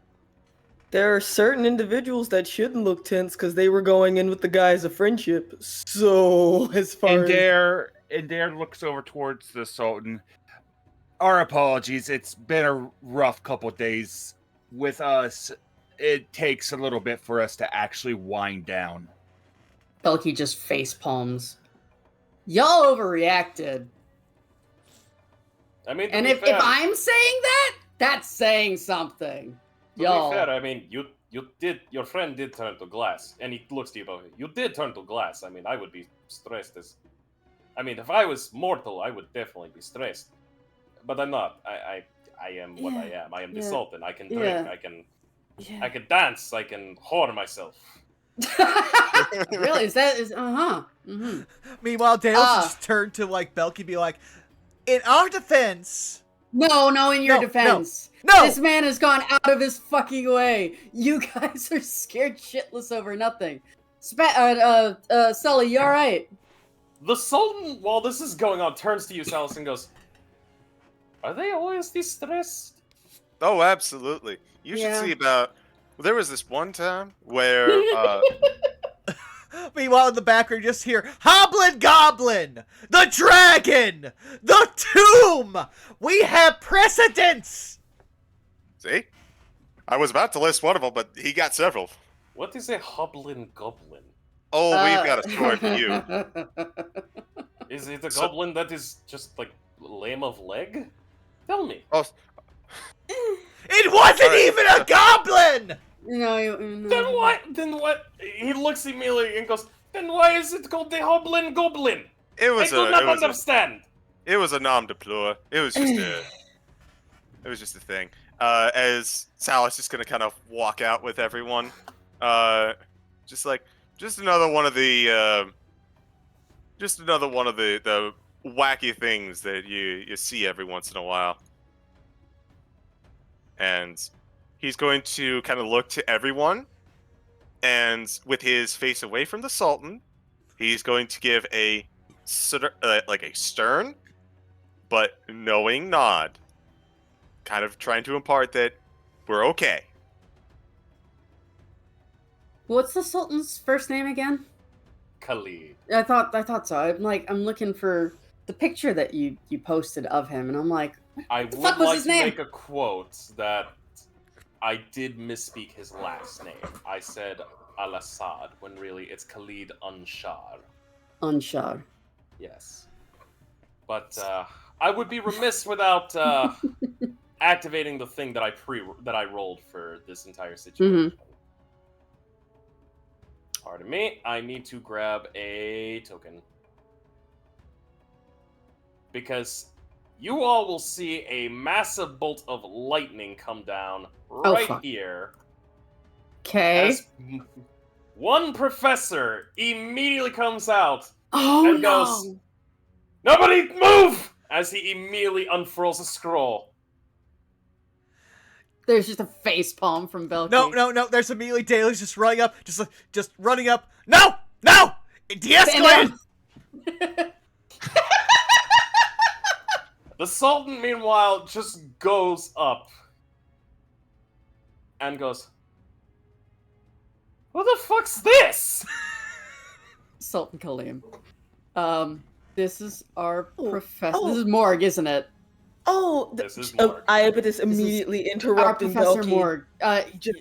It's okay. It's actually, we were trying to figure out if it'd be better for us to just like super teleport out, if there was some way to do that. So we just reached out to one of the professors to see if there was a quicker way to do it. Please you've roll already me been- a fucking deception check. Absolutely, I have I'm no going to fucking do idea. this. Belky's staring at them like, what did you fucking do? Salus Yeah. is staring at him like, "What did you fucking do?" Sultan Kalim, Where's if the we butt? could possibly regale you with some of the Let's- shenanigans and hijinks that have happened at Strixhaven, Let's see if RNGesus works. I am Nat 20. certain. Nat 20. Do you Almost. have advantage? I have inspiration, but I'd have to re-roll it. I could do it for the lulz. Do It's it. all for you. I'll provide the help action if I can. Yes. So We're trying to help de-escalate the situation. Like, that's literally what Belky's doing.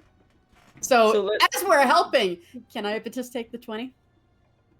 Are you really wanting to roll to say that?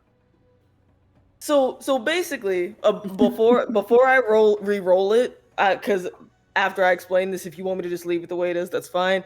Basically, before they came out of the tent, I was under the impression going in with the guise of friendliness until Belky announced, "You guys did all of that for nothing," and I'm like, just blew the entire plan out the water. So now we have to cover tracks essentially that no one was dead. So, if it's getting blown out the water of the reaction, then I'm willing to use the inspiration to roll for kind of like de-escalation of just quick teleport. Already have done so much help, don't want to burden anyone further, figured we'd do what we could on our end. However, if it's easier for the DM for me to not to do that, I will leave it as is and take the roll that I got. Trying to help.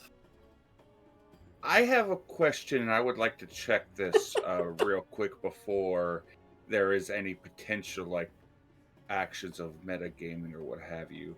Has Belky talked to the like? I don't know if it's been above game talk or if it's been in game talk. For what? Has Belky talked to the group about fancying the Sultan? Probably when they were like getting down to sleep at nighttime inside the tiny hut. Okay. Cool.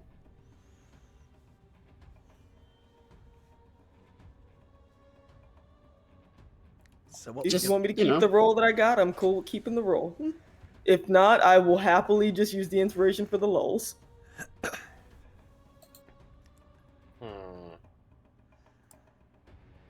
Don't know why that came up.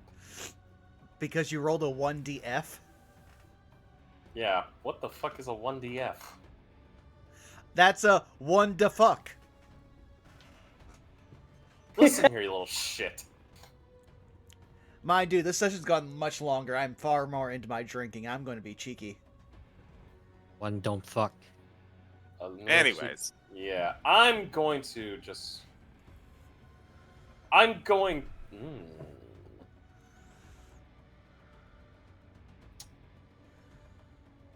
Ooh, hold up. Hey, hey, Frost. Yeah, I see this thing.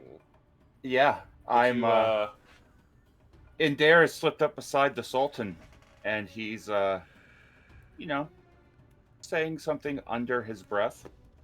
What are you saying under your breath? I will private message you. Please.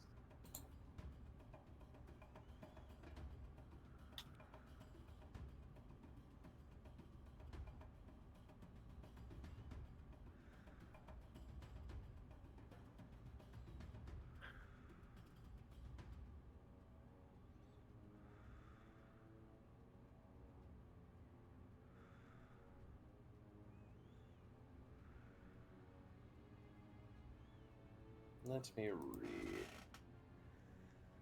The tension.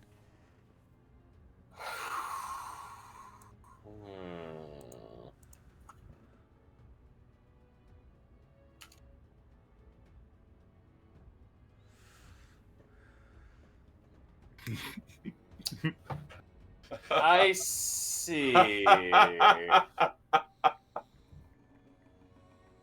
Roll me a. I'm gonna ask that you roll me this in private. Roll me a persuasion. Okay, I can do that.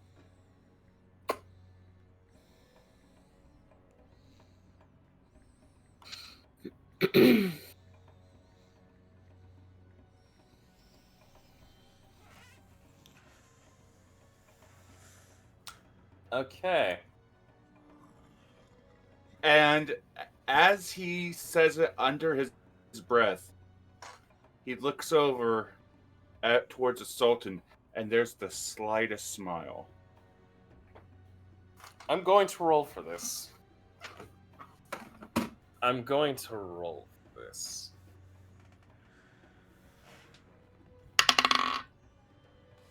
Then he's going to say something in Draconic. What do you say? Because I just rolled something very funny.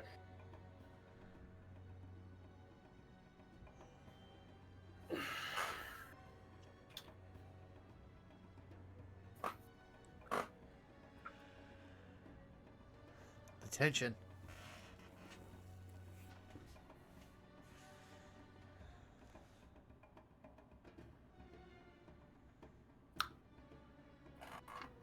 All right, I see. Belky, Yeah. High or low? Let's go high. All right. I have my thing. Roll. What? What? What? What?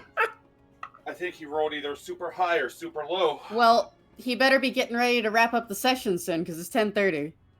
I'm going to take a screenshot of. Not a screen. I'm going I'm to take coming. No. No. You are not what- allowed to see this. What is it? You said you're taking a picture. What is it? Yes, I'm taking a picture because. You'll find out after the session. The worst part is we can hear the phone taking the picture. Yep. Hence why you had. The Sultan goes. I see. All right, everyone, come on, wrap it up, wrap it up. We're going back to the city. And he looks to you, Belky, and he goes, "Care to join?" Belky smiles and holds out her hand to take his arm if he's like offering. He will gladly accept, and he will walk you towards his horse. Oh, yeah, I'm cozying up to the Sultan. With that We being schmoozed. said, My before we friends end are the dumb. session, One- one just immediately looks and goes, "Wait, what the fuck? So I literally just used a teleporter to get the." Daedalus has him by his lapels. He is pulling him down because Morg's like half a foot taller than him. He is looking into his sunlight-sensitive bloodshot eyes and just going, "We have had an intense 16 hours, and a dragon threatened one of us. I did what I had to. Let's all relax now." Mr. Von de Vente, Yes? lose my fucking number. And he teleports back. Oh, ouch! No, Daedalus is literally just gonna stand there, pinch the bridge of his nose. I didn't even call you. Perdix goes, "I'm sorry. Did you need me to contact Naylock? I misheard and heard Morg."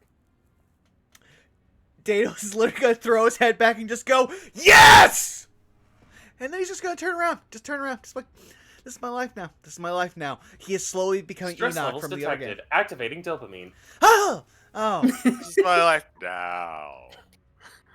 You are feeling happy as can be. And with that, I think we can end the session. Yay! Hooray!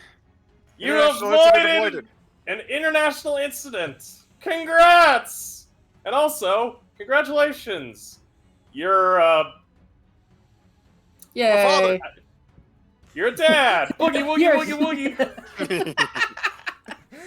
The worst part is I've never connected with another one of my other D&D characters more than this session than with my Cholta personality character, which is Enoch, who is also a single dad, who's just like, why? Why is this the thing? Alrighty, well, let's go down the horn because as Starting soon as we with get you. done with this, Starting with you. Yes. Okay. Hi, Twitch, Twitter, JFrost747. Find me on Sundays, Tuesdays, and Saturdays playing D&D. Sundays, Tuesdays, twitch.tv/PartyTard. Saturdays here. Yeah. And with that, that's me. Krista. Hello, it is I. I am married to J Frost. You may sometimes hear me in the background of his streams when he does stream occasionally.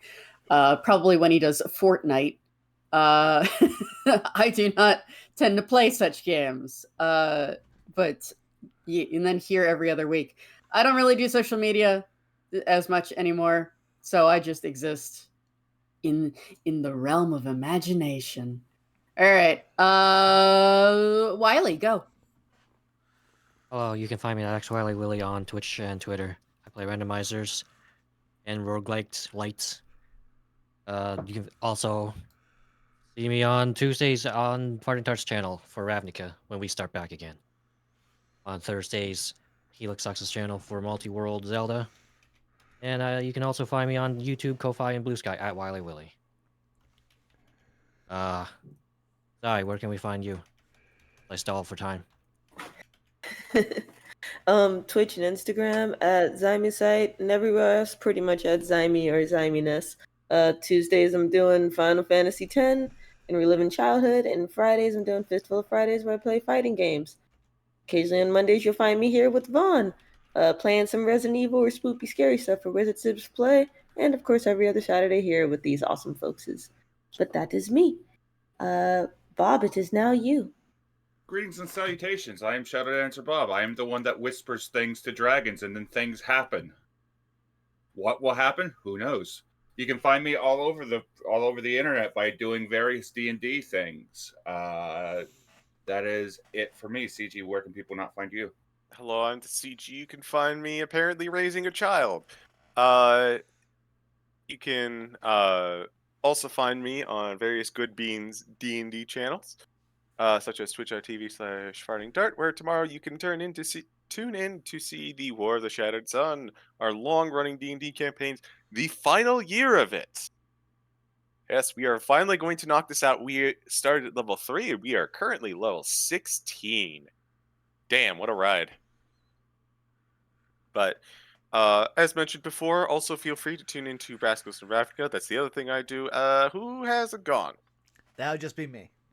All right, go ahead, man. And hi. First of all, I want to say, love the session. This has been super fun.